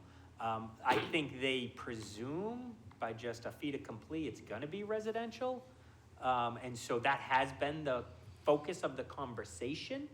I think not so much the uses of concern to them. I think more is how would the Pine Street parking lot be used? I think more of a concern to them is, specifically for Bagshaw in particular, what does the roadway look like? And that road profile that I showed you is of concern to them. I think another concern for them, and again, these are all concerns that we discussed, and so that's why I can speak to this. Vehicular movement, but specifically 18-wheeler type trucks moving in and through the Mill Yard. So everything we showed you, we did radius and circulation, and we only presented options. We could have designed something much larger, but you wouldn't be able to fit those 18-wheeler trucks in and around through. And that's very important to, some of the stakeholders here in this area, and that's what led to some of our design. Now, with that being said, I also want to remind everyone that there's no question the transition of this neighborhood over the next 20 to 50 years is going to be mixed-use residential. I think the current owners of this land understand that, and they are all making their own business decisions based on that. Follow-up? Yes, so thank you for that. I'm glad that there was conversations with them. I'm glad that whatever we do here will accommodate the traffic that we need for the existing businesses that are there, because I think that's ultimately the most important aspect, because we want to make sure that we're supporting the economy that exists. With that being said, as far as the options go, I do like option 2. I would prefer the most dense option. I think we should get as many units as we can out of the property. And, that would be my opinion. The highest density, and that we can do, and, go from there. But I did want to also just mention too, that I think I think that going with our inclusionary ordinance is the right way to go. I don't think we should put any special stipulations on this. We passed the inclusionary ordinance for a reason, and it went through the market iterations to make sure that, anything that was of this scale, we would still attract people who wanted to develop in the city. And so therefore, I think, in my opinion, with this particular project, I think we should move forward with the inclusionary zoning as it is. So, thank you. Thank you. Again, Director Cummings, can you bring up the traffic flow that you did have under option 2? Seems to have been a concern, but this echoes. And Alderman Clemmons, I didn't know where you were going with your questions, but you did focus on option 2, which Yes. was Yes. the traffic flow, which is a concern, absolutely. Alderman Moran, we're discussing option 2. Thank you, Mr. Chairman. So right next door, you have that Pining Street Extension space where you have Pier, Hearts, Respite. Oh, yeah, that's like right in around through here. You have the mobile crisis apartments for people who are like one step below inpatient psych. You have stepping stones. You have a lot of social services in that area and mental health treatment.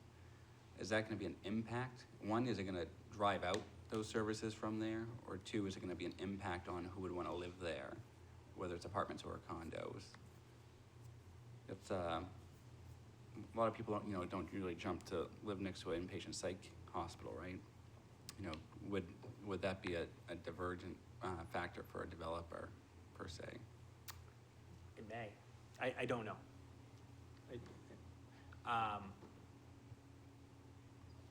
I do want to touch upon one of the points you made, though, if I may, Mr. Chair. So again, for the record, I don't know about the first part of your question or comment, but the second part of your question or comment, would this quote unquote drive them out? I don't know how to respond to that, because I don't know if this development or any development is going to quote unquote drive out the tenancy, because the market is going to just continue along. And as this market changes, and it's not this use that's changing it, it's actually the roadway. It's the parkway. Once you built that parkway, this area is going to change. And nothing is a better example on that is the presentation you heard last night. The only reason why last night we had the conversation we had is because there's a parkway there. And now that we got a parkway here, inevitably, the market is gonna continue to evolve, and so I don't wanna misrepresent anything. I think that that is going to be a long-term conversation, that is gonna need to be had and folks need to be aware of. I believe that's separate from this particular development. Follow-up. Follow-up? So have you had conversations with Greater Nashua, because they just put that in there like 6 to 8 months ago, just to see what it might impact their business? I'm sure you've had it with the private businesses, it sounds like, but what about the nonprofits that are over there? We spoke to the property owners. Oh. We did not necessarily engage The tenants. tenants of property owners, but we spoke to all the property owners in that area. One final thing. Follow-up?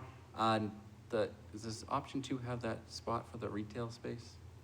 This right now, yes, to answer your question, this is just the circulation of the vehicles and the pedestrians, but I can get to the preferred if you'd like. This area is known to be a food desert. Yeah. So I'm not correct. sure if, Right there. if that were to be continued on, even with maximizing the space for rental or condos, that there's any particular way to push for a small food market or something like that.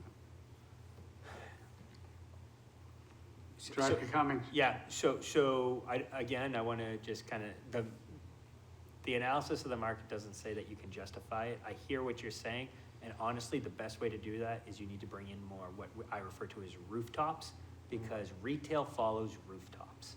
So the more residential you bring in, you will start to see that food market maybe come later on down the line. Great, thank you. You're welcome. Alderman Como? Thank you, Mr. Chair. Director Cummings, if you could go back to 13. Sure. I remember from some of the town hall meetings that we had, the different options, and I recall liking option 2 myself. I echo some of the earlier comments about having the higher density. I think that's the best idea.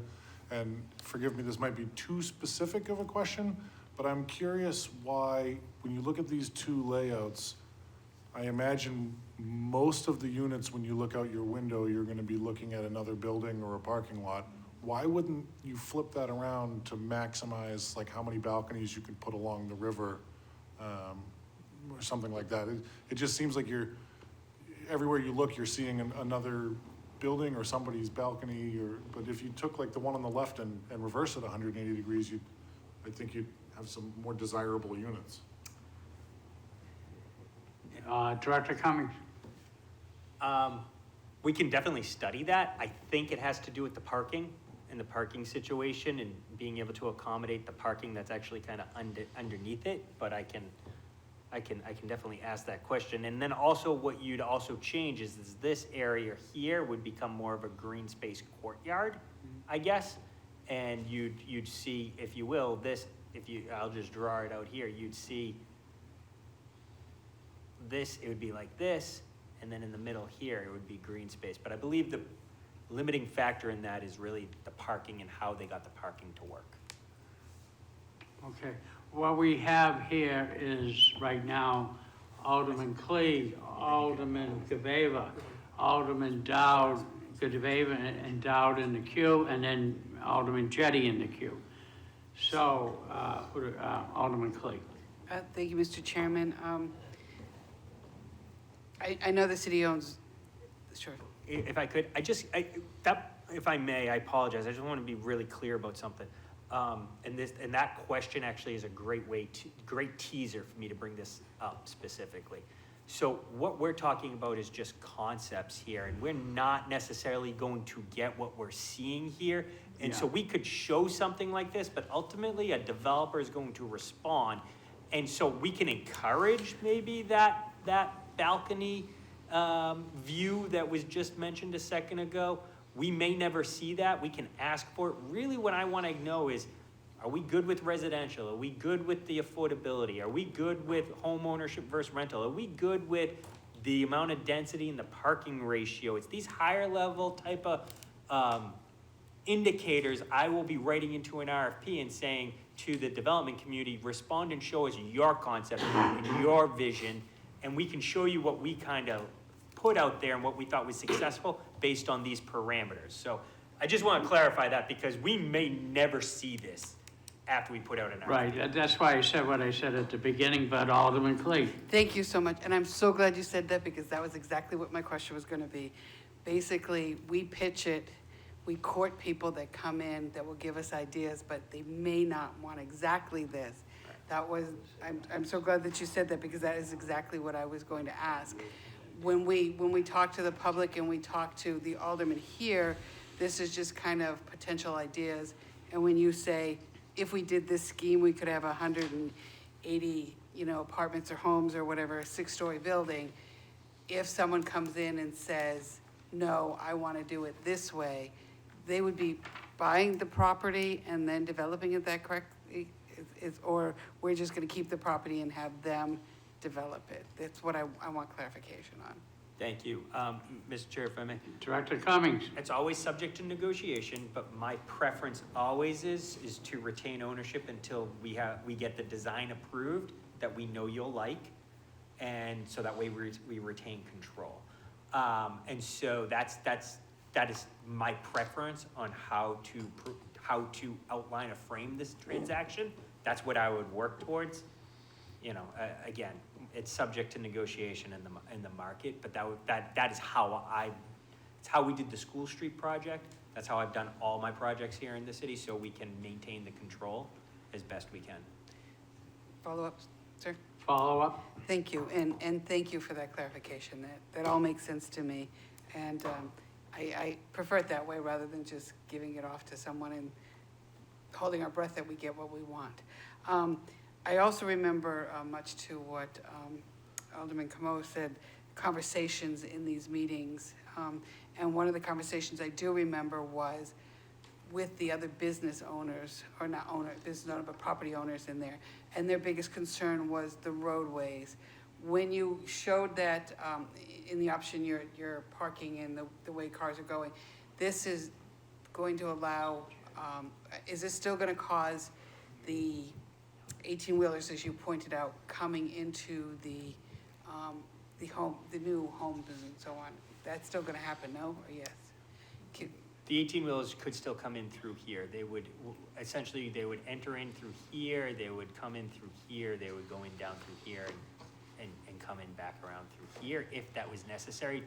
Honestly, though, what I, at least under the current scenario, really all they need to be able to get into is right in through here. So there's really no need for 18-wheelers in back through here, but they need to be able to get down in through here, reverse, and then being able to make the swing to go into this building here. And so that's really the driver of this conversation. It limits the type of development you can do right in through here so they can make the turns.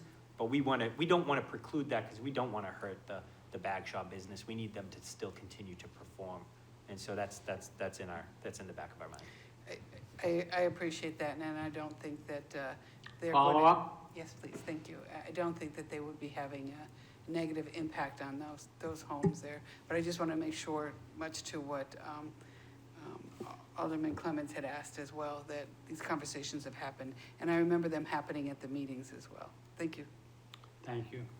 I think next we have Alderman Gavea. In the queue will be Alderman Dowd and Alderman Jettie. Alderman Gavea. Thank you, Mr. Chairman. I like the schemes that we're looking at here. I think it flows well and would fit the area, just generally speaking. Obviously, it can kind of go any direction once you put it out there.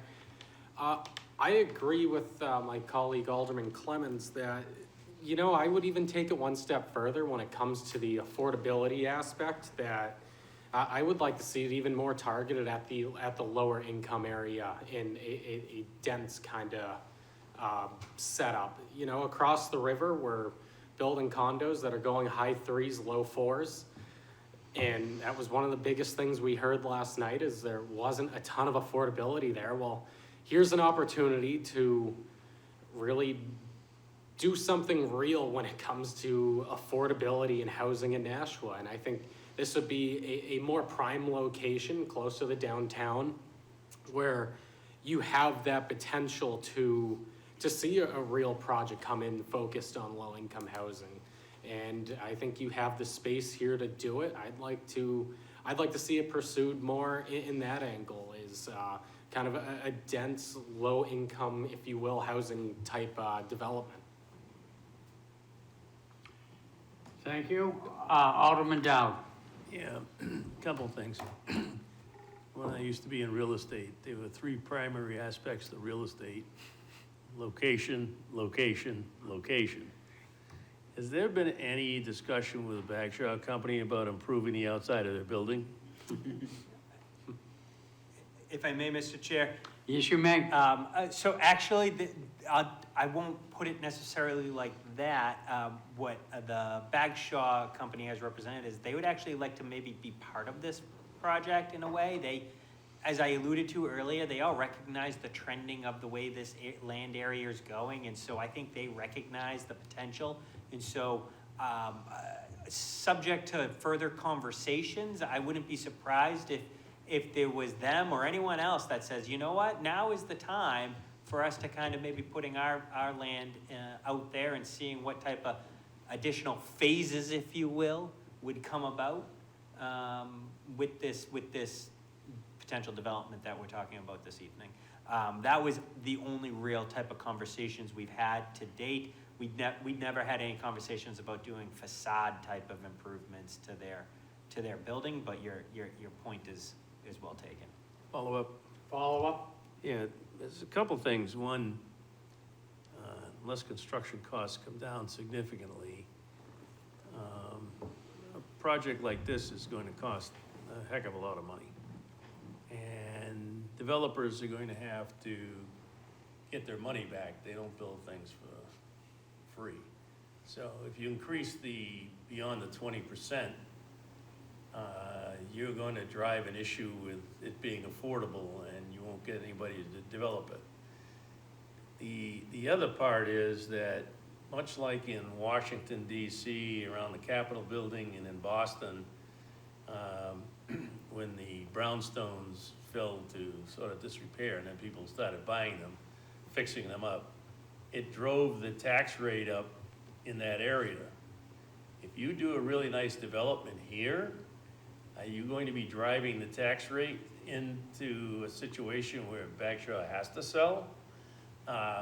And are you going to drive the taxes up in the industrial park to the north? You know, I would see that if we start putting residential in here and mid-level, if you will, even residential, you're going to drive the tax rate up in this neighborhood. Director Cummings, but can I remind the group, there's a lot of pieces here, so that's why I was trying to focus on bits. And once we get the clearance on option 2, we can move on to other subjects, but Director Cummings. Yeah, thank you, Mr. Chair. So I'm just gonna tweak a little bit what was just said. So I don't believe the tax rate will change. I think you're talking about the valuations. And so the valuations in this area, the land itself may change.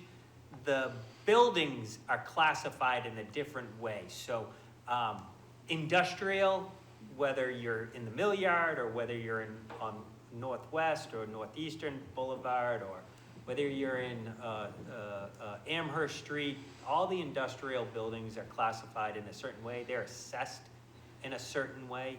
Apartment buildings, again, they're assessed a certain way, now, apartments, depending on where they are, if you're in South Nashua, it's a little bit different because our market's stronger in South Nashua as opposed to maybe in the downtown area itself. But nonetheless, you're always being judged against the same classification of your building. So I think that this would be judged against the other apartments within our market. This wouldn't, and I'm saying apartments, again, I don't know if we're doing apartments, or whatever that use is, it would be homogeneous to that use. You wouldn't, if you just introduced this use, necessarily cause too much strain on the office buildings or the industrial buildings in and around this, because they're judged against the other office buildings within the marketplace. But the point underlying that, though, is this land area, the land area is changing due to the roadway. That will continue to increase. All set? Thank you, Alderman Dowd. Alderman Jettie with Alderman Como in the queue. Thank you, Mr. Chairman. So, I agree with the others who said that, the best use of this would be high-density residential. As you point out, it's gonna be up to the developer to come up with a plan. But I did want to comment that, when you showed us the circulation of this U-shaped building, the traffic circulation, when you were talking about the roadway, I think you said that, cars would be going from Pine Street, towards the Mine Falls, and that they would, turn to the right and go into some sort of underground parking. But the circulation that you showed, the red, didn't show that. It showed it going off to, in a different direction. Yeah, so can I clarify? If I may, Mr. Chair, I just want to kind of clarify. So I think this is kind of just a good visual. So what I was talking about is, so think of the red line here, and then the red line went this way to just show you how the vehicles could go. They could go down here, they kind of stop right here. They can't go much further than right here. But the vehicles would continue on along this way, and then over here, you'd have like a public parking lot.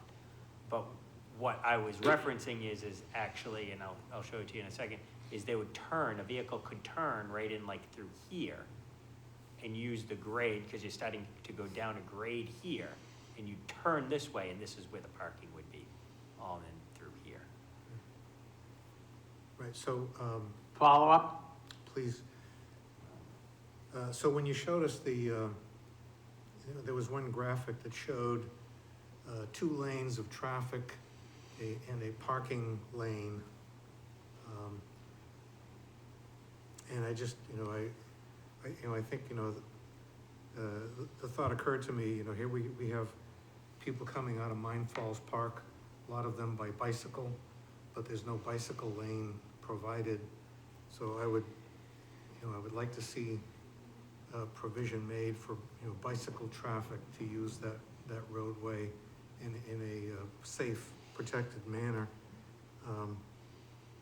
When other people talked about affordability, and you talked about, the current ordinance that requires 20% at 80% AMI, just remind us, what is the current AMI? Of a family of 4, it'd be approximately $80,000. A little less than that, $75-ish thousand. That's the AMI, so 80% of that? No, that would be 80% of AMI. That's 80%. So Yeah. 80% would be $80,000. Yeah, a little So- less than that, but approximately, correct. So it's really not low-income people. And Follow up? It's more than I make. Yes, thank you, Mr. Chairman.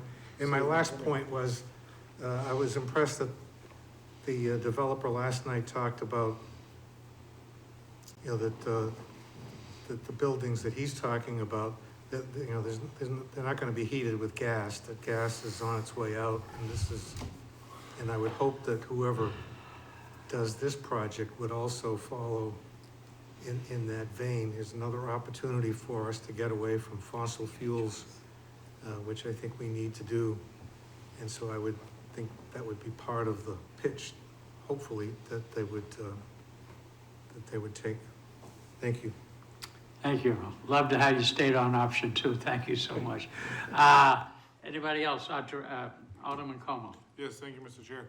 Actually, that screen you were on, Tim, was perfect. Okay. I think you touched on this briefly in one of the town hall meetings, but if you could refresh my memory, is there a reason other than pedestrian traffic why we couldn't create an additional cut-in onto Pine Street, like around where that orange line is, to maybe alleviate the tractor trailers coming through the residential portion? No, actually up, right around there. Is there a logistical or traffic reason why we couldn't create an additional entryway so that there's not just the one way in and out of this really large parcel of land? So I'm gonna just follow my cursor here. If I may, Mr. Chair? Yes, you may. And to expedite matters, you may feel free Thank to you. answer any questions directed to you by them. Thank you. So, vehicles coming in this way here, and you're saying that if, particularly an 18-wheeler, you're saying you'd like them to go out this way here? In or out, In- that way they're in not or interfering out. with the residential So parcel. there's one right here, actually. So what you might not know or you might not see is there's actually a curb cut here already. And so a lot of times what happens is the vehicles go this way, they continue on, they go around here, and actually you can leave right in through here. And you can actually enter right in through here too. And so I don't think you would be able to have a curb cut here, a curb cut here, and a curb cut here. I think you'd have to have a closing of one, and to answer the point of your question was, the development team was just going off of the roadway that was just designed. They would not give an instruction to redesign this roadway, because we had just designed it and created this main entry point, like right here. Okay, thank you. Okay, further, do I have anybody else in the crew? Okay, so it would be, yes, Alderman Moran. As co-chair, could I propose a motion? Yes, you may. If I may? Yes. Before that motion is made, I feel it important to note, although Alderman Lopez isn't here this evening, he has expressed to me the desire that this site have a stronger affordability component. I just want to represent his sentiments to you all, because he's not here this evening for this conversation. But it's one of the main reasons why I wanted to have this conversation. I want to make sure it's clear. I'm giving clear direction as to what we're doing. I'm recommending to you all that we follow the inclusionary ordinance that we have set aside. That is what the development team came up with as their recommendation. I'm following their lead here. Ultimately, it's your pleasure as to what you'd like to do. It is important for me to be able to represent to the private sector community that we have consensus. And that's what I don't want to do, is misrepresent the consensus here with this body. And so I'll leave my comments there, but I do think it's important that folks know that Alderman Lopez's position. And to my co-chair, if your motion is to, and I don't know, you haven't proposed it yet, but the thing is to go with option 2, so be it. But I don't think we specifically need a motion on that. I think it's just generally to give the direction is what, or do you want it by a motion, Director Cummings? Actually, what I think, what I'm hearing is, I'm actually, at least as of right now, my current thinking, and I reserve the right to sleep on it tonight, I'm actually thinking I'm gonna file a piece of legislation that actually asks that you formally accept this plan, and that resolution say that, you'd like the RFP to issue in accordance to this plan, and then you can amend that document as you see fit, and you can have the consensus of the entire body. Not, because I'm hearing too much cross goals here trying to be achieved, and that's good, that's fine. But I want to make sure we get a majority sentiment here, because whatever comes before you is going to need the entire board.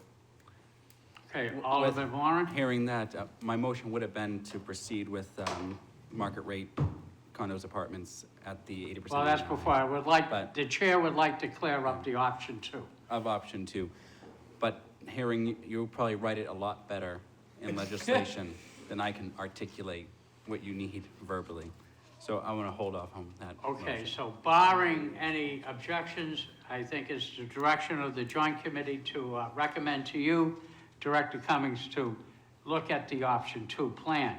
The next question that I have you down on is, there has been discussion with the maximum amount within option 2, which is, I think, is 180 units.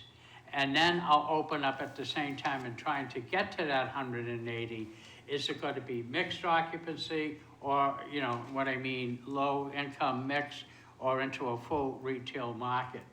So with that in mind, I'll open up the discussion on that. Alderman Clemens. Thank you. I I stated this before, but I would prefer it to go with what our ordinance states, right now, which is, I think it's 20% of the units would be 80%.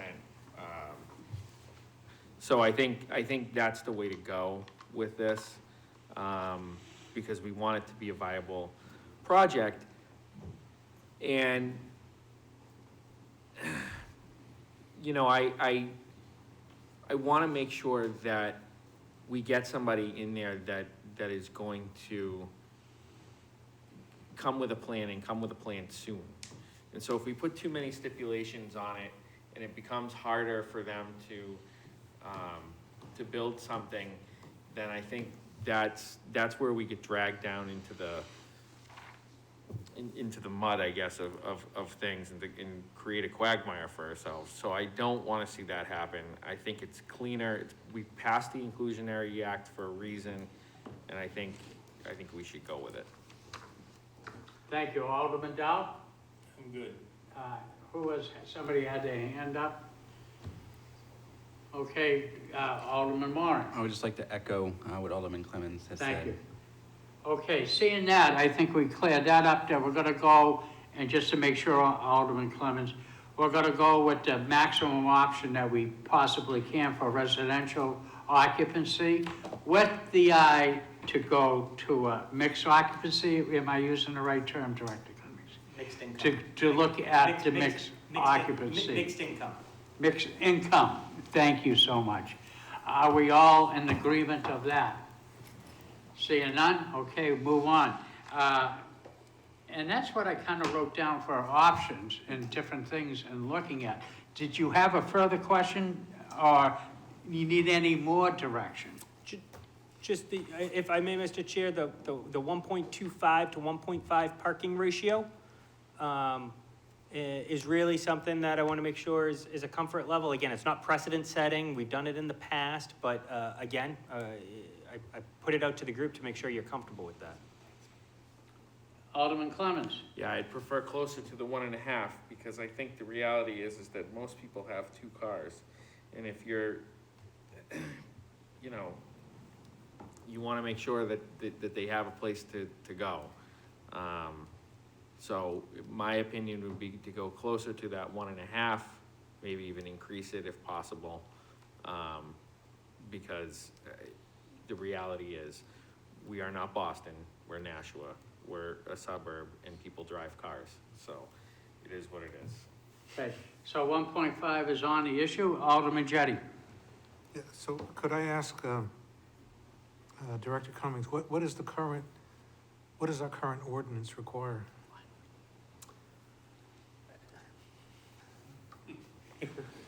Well, that's a great question. I would have to double check the. 1.5. Well, I was gonna say, it actually should be in here. And so I would say 1.5 is probably the standard. With none in the downtown area. No requirement in the downtown area. You should apply for Director of Economic Development. No. I've only learned that because of my ward. The downtown area has no requirement of parking. But I'm not sure that this is in that. This is not in the downtown area, so I think it's 1.5. I'm thinking this is in a GI zone.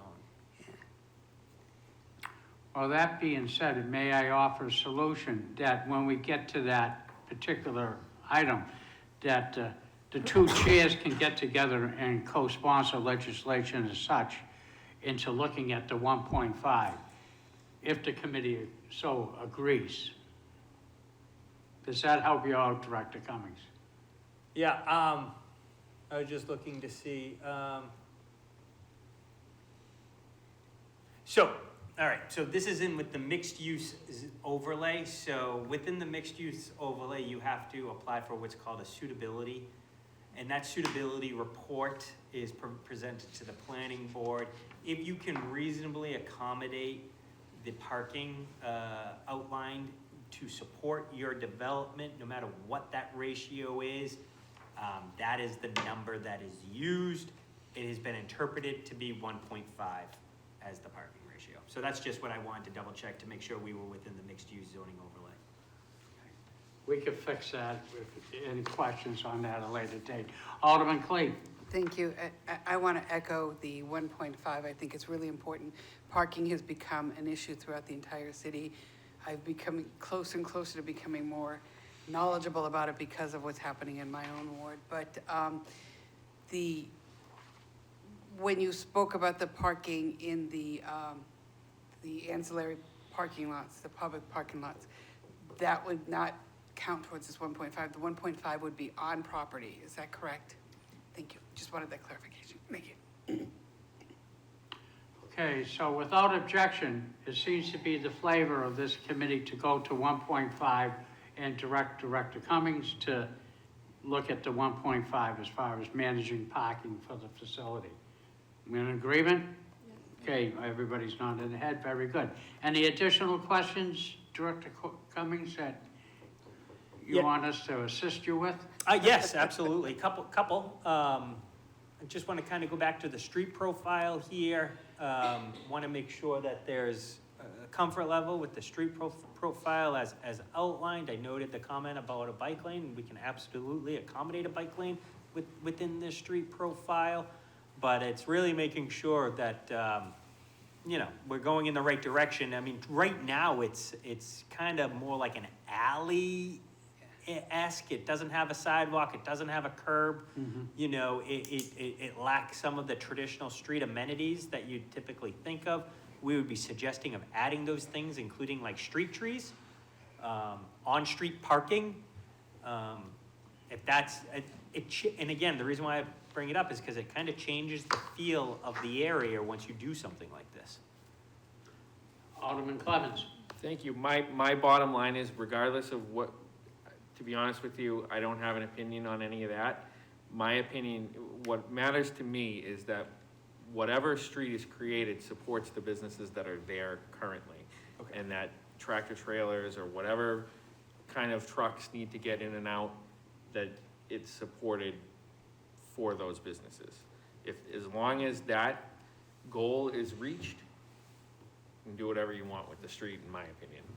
Thank you. Alderman Como? Yes, thank you, Mr. Chair. Regarding the roadway, I think it has been mentioned a couple of times about a bike lane, and I know there was talk about connecting this to the Riverwalk with a crossing across Pine Street, which I think is a great idea. So I would like to see a dedicated bike/pedestrian portion of the roadway. I'm wondering if this plan would include the regrading of the roadway that goes down towards the park. I know there was discussion, it was either at one of these town hall meetings or it was about something else, about making that grade ADA compliant. So is that part of the streetscaping that would go along with this project, or is that part of something else? If I may, Mr. Chair. Yes, you may. So we would be looking at a developer to really the project limits, I would suggest, would be somewhere like right in about through here. So if you want to continue on down beyond this point, they may go a little bit beyond to a safe point like right here, but they're not gonna continue all the way down and through and that the project limits would be, pretty much the green box that I showed you previously. This would be the project limits. So you might not get everything that maybe is in the back of your mind, and I just wanted to point that out to you, but you get a lot. Thank you. Thank you. Alderman Dow? Yeah, the street that you were just pointing out with all these amenities, it's off the property line. Belongs to the city. Is the city paying for it? Or are you gonna drive them to develop something that's not on their property? Or are you gonna give them the land?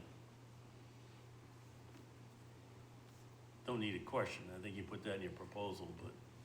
Yeah, we would encourage that the developer develop the streetscape the way we outlined we want it to be. And we would accommodate that accordingly. And part of it is a ongoing maintenance issue, and essentially that area is changing because in theory there's going to be a future dog park. That is a connection and a gateway to Mine Falls Park. I do believe it's going to connect onto the Riverwalk. So you're going to see more and more pedestrian type uses in and around that area. So that's just, and so I would suggest that that's what you're gonna need to accommodate. I think to be able to accommodate the truck traffic as mentioned and do some of these other things, probably, and I'm hearing the conversation, this is the reason why I wanted to have this conversation this evening, is because as I'm discussing it with the developer, I'm gonna tell them to prioritize the truck traffic and the pedestrian traffic, and that may mean to the, because everything's a trade-off, to the trade-off of parallel parking. So you only have so much right-of-way to work with, or so much land to work with, so I would say, don't worry about having that parking. It's more important for us to have that bike lane, that pedestrian sidewalk.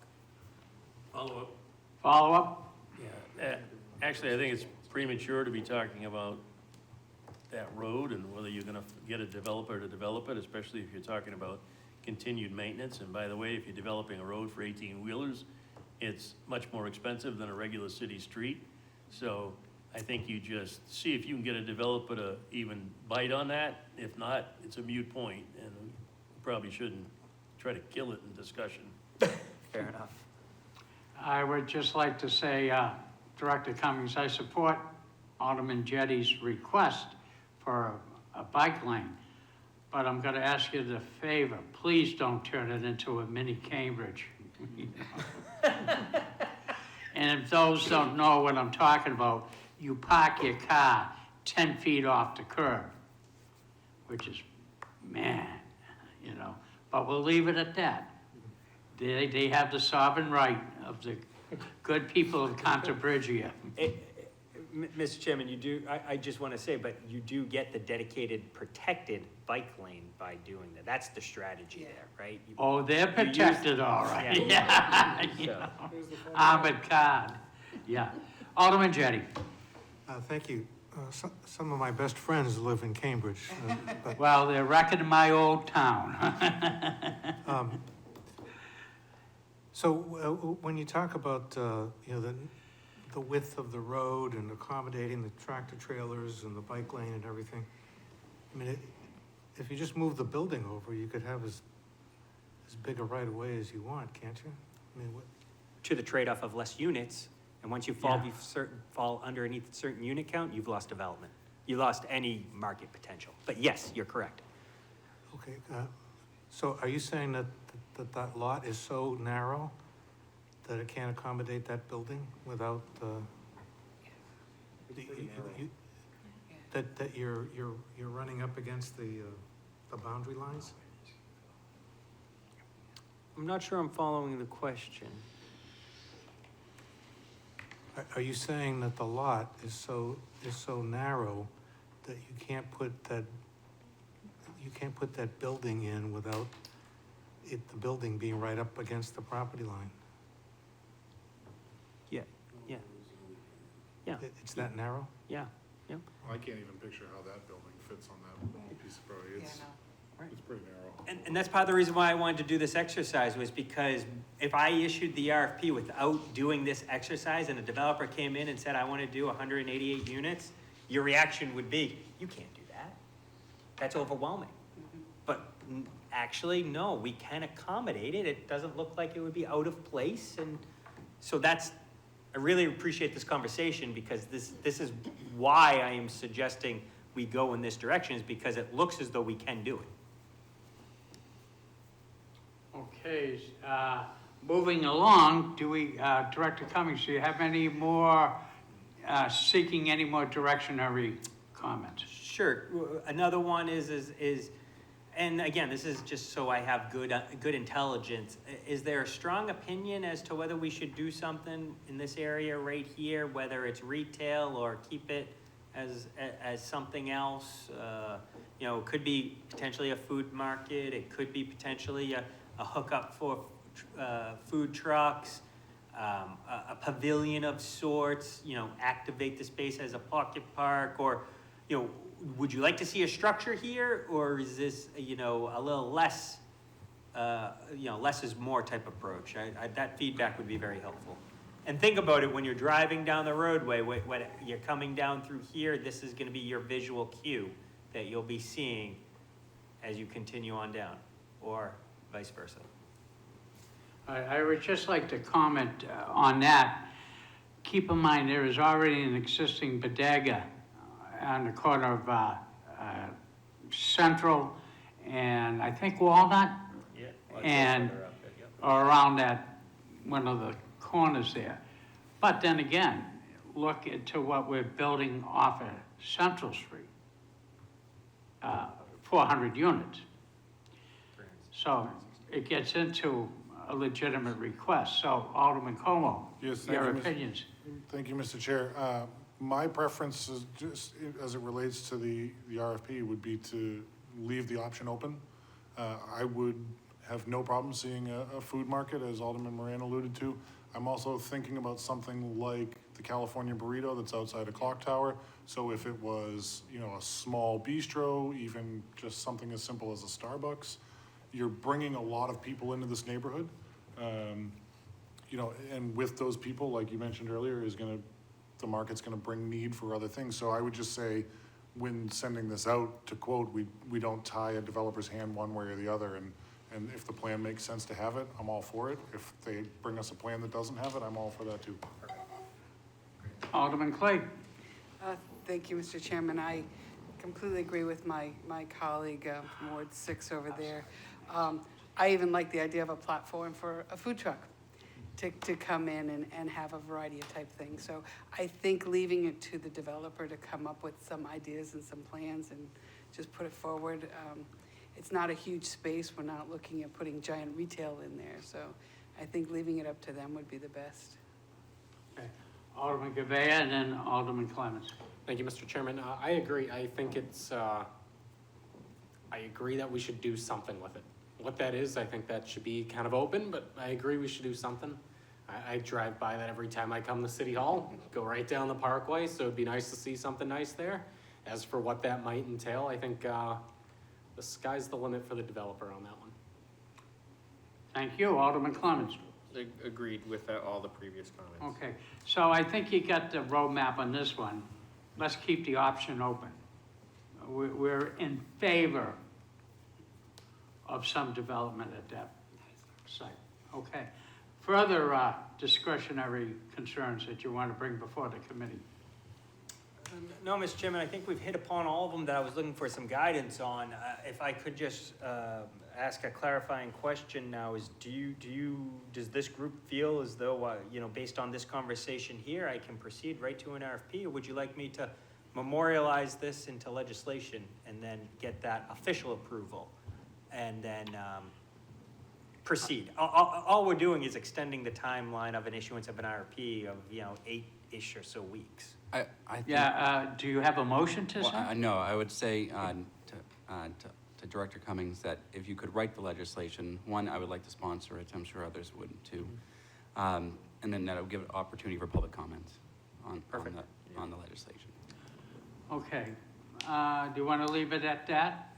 That everybody in support, that is the flavor of the committee at this particular time, to have Director Cummings scribe That's and great. look and to obtain, to go ahead to get an RFP on the project so we can move forward with it. Beautiful. All right then. That's your direction. Anything else? If you have an interest in sponsoring, please let me know. I will make sure I get You it get your pen memorialized. ready, because I think you have a couple active participants. But do you want it now? Sure, yeah, I can, let me Okay. just, All those in favor to be co-sponsors on this legislation would brought forward. You're going to need an author, correct? Because I don't think you could write it. I can write it, I can You write it. can write it? Okay, because if not, I was going to offer as such, if you want. But all those that would like to be a co-sponsor, please raise your hands so it could be put on the docket.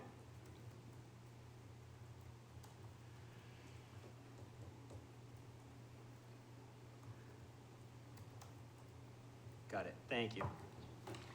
Okay, Moving on. and that's about it that you got for us right now? That's it? Okay, so I will open up to general discussion on the project or anything else that takes your fancy. Alderman Moran. excellent presentation. I appreciate all the work that you did in getting community input to make this presentation to us. I do have a quick question for you from our last joint meeting, since we're just in a general conversation. And you don't have to answer this. You can give me an answer later on. So we got an email about the ice rinks from the Conway executive director, I think. Very harsh. It's available to read. We can send it to people who want to see it. And then yesterday, I saw a letter from their chairperson that pretty much said, disregard that other person. We are 100% in agreement with the city's plans and all this stuff. What happened? But you don't have to answer. Yeah, if you're not prepared in a public setting to answer that. Holding a gun for him? It just, it strikes me as bizarre. No, it's fine, it's fine. If I may, Mr. Chairman. Okay, I was gonna say, conversations can go offline too. Yeah, no, I think it was the elephant in the room. I appreciate it being brought up because it needs to be addressed. I was hoping to get away from tonight without addressing it, and doing it at another evening, and because I think it's worth more conversation. I have some thoughts and I have some speculation as to how and why that came about, but I'm not going to go down that path. That's not appropriate for me to do that. What was really appropriate for me, and I was very concerned when that communication came about, and actually I had a long conversation with Alderman Cuomo, and I called him right away when he brought it to my attention, because I have a responsibility not to misrepresent things, and I have a responsibility to do my due diligence, and I come before you and we have these conversations. I need you to trust me when I say something. And so when the idea first came up, I literally said to myself, did I miss something? Did I not understand something? And through multiple conversations, it turned out that no, I didn't miss anything. The sentiments that were expressed were the city of Nashua would have to move forward with a parking garage, a $60-ish million structure, whatever that number is, but a lot of money, to be able to go in the direction as was being suggested. And that element was missing for me, because I thought maybe there was a way to try to do something differently that wouldn't necessarily go in that path. But that once I vetted that out and I realized that my sentiments were accurate, I'm pleased to see that clarifying communication came about. So I guess I'll leave my comments there. I also want to note a lot of what I do is sensitive. A lot of what I do is, when you're dealing with real estate, has a lot of emotion to it. I recognize that. I try really hard to be sympathetic and empathetic to those situations and try to work with all the various stakeholders. Folks who work with me should know that at this point. I also tried to illustrate that this was the beginning of a conversation, and I was trying to do it in a very transparent and public way because it was this new idea. I said to everyone who was listening, the city's position is we're relatively ambivalent as to where the ice rinks go, but we knew that 4 or 5 sites, 5 might be a stretch, but at least 4 sites were really vetted hard before the idea of the Elm Street Middle School was even presented. And the alternative was starting to be, well, maybe we should look at other communities. And from my perspective, I was saying, well, it would really be a loss to the city of Nashua if Riviera University decided to go to Hudson or go to Tingsboro. And that was a very real conversation that was occurring because that was where they were at. And so that's where I felt like, hey, this is a new idea. We're trying to figure out this 9-ish acres, and we're trying to program it. Let's throw another thing in there and see what the appetite is. See what folks want to do. And if it seems plausible, let's go in that direction. That was all that I was trying to do that other night. I plan to come back before you again we just extended the Marvell contract. And what I'd like to do now is I'd like to bring the architects to this body, to a joint PEDC and infrastructure committee meeting. And we're gonna do what's referred to as a blocking exercise. And we're gonna actually block out, based off of the 9 acres, how 4 quadrants could look. And one of those quadrants can have the ice rink in it. You can take that out as well. I mean, we can move this all around. I'm doing this to ultimately get us to a place where we're comfortable of issuing an RFP. I knew going into this conversation, the Elm Street Middle School was gonna be a very sensitive conversation because of the building that was and the structure that was housed there. I would love to think that we could get to a point that we could treat it just like the way we did with the NIMCO building. Look at how great of a conversation we just had relative to the NIMCO building. It's the exact same exercise. And I think we're making great forward progress. And so I'm looking forward to the continued conversation. I'd like to put everything that's happened in the last couple of weeks in the rear view, and for the benefit of the city of Nashua, just to try to keep moving it forward. Just a statement. Alderman Warren. Thank you for clarifying that. I think you didn't do anything wrong, in my opinion. You brought forth a plan that was proposed to you by a local university, to the public, the representatives of the public. You didn't dump it on anyone. You just brought it up, and it's a long process. We did to talk about it in a public setting, which is great. It just frustrates me when the good names of city employees get raked over the coals for nonsense. And then it turns out, the chairman pops in, who's ultimately the head person, says, no, please move forward with your plans, it's great. Disregard the previous. Because some people latch on to that anger and feed into the anger, and then take the good names of you guys that are doing all this hard work and just, unfortunately, saying negative things. And I'm sorry that you have to continue to endure that. So I appreciate that, thank you. Okay, any other discussion or comments by Alderman? Yes, Alderman So Carroll. let's add to that. Parking study, when are we gonna see that? Great question. That's a great question. There's another meeting scheduled of the working group, I want to say in the third week in January 18th off the top of my head. I fully anticipate right after that meeting, we would have something before the infrastructure committee, probably the first meeting in February. Thank you. And be careful what you wish for. Okay, any other comments by members of the committee or questions or anything? Seeing none. As co-chair of this particular meeting, I wanted everybody to be heard, but there was, I think we can understand now after we have helped Director Cummings in giving a compass point on where to head. There was a lot of moving parts of this, and if I was a little bit too much, I'm not apologizing. But the thing is, as up at the State House, we need to move forward in one unified direction.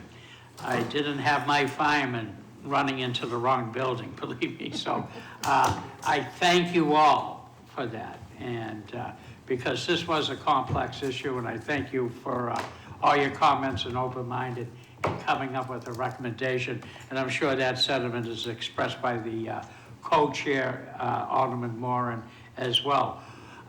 Public, do you have anything you want to add, Alderman Moran? No. Okay. I concur. Public comment. Seeing nobody, we'll close the public comment section, but we did do it. Alderman Moran, do you have our favorite motion? Yes, I have a motion to adjourn. A motion to adjourn is in order. All those in favor signify by saying aye. Aye. Opposed? I'll declare the meeting closed at 9:29. Again, thank you, everybody.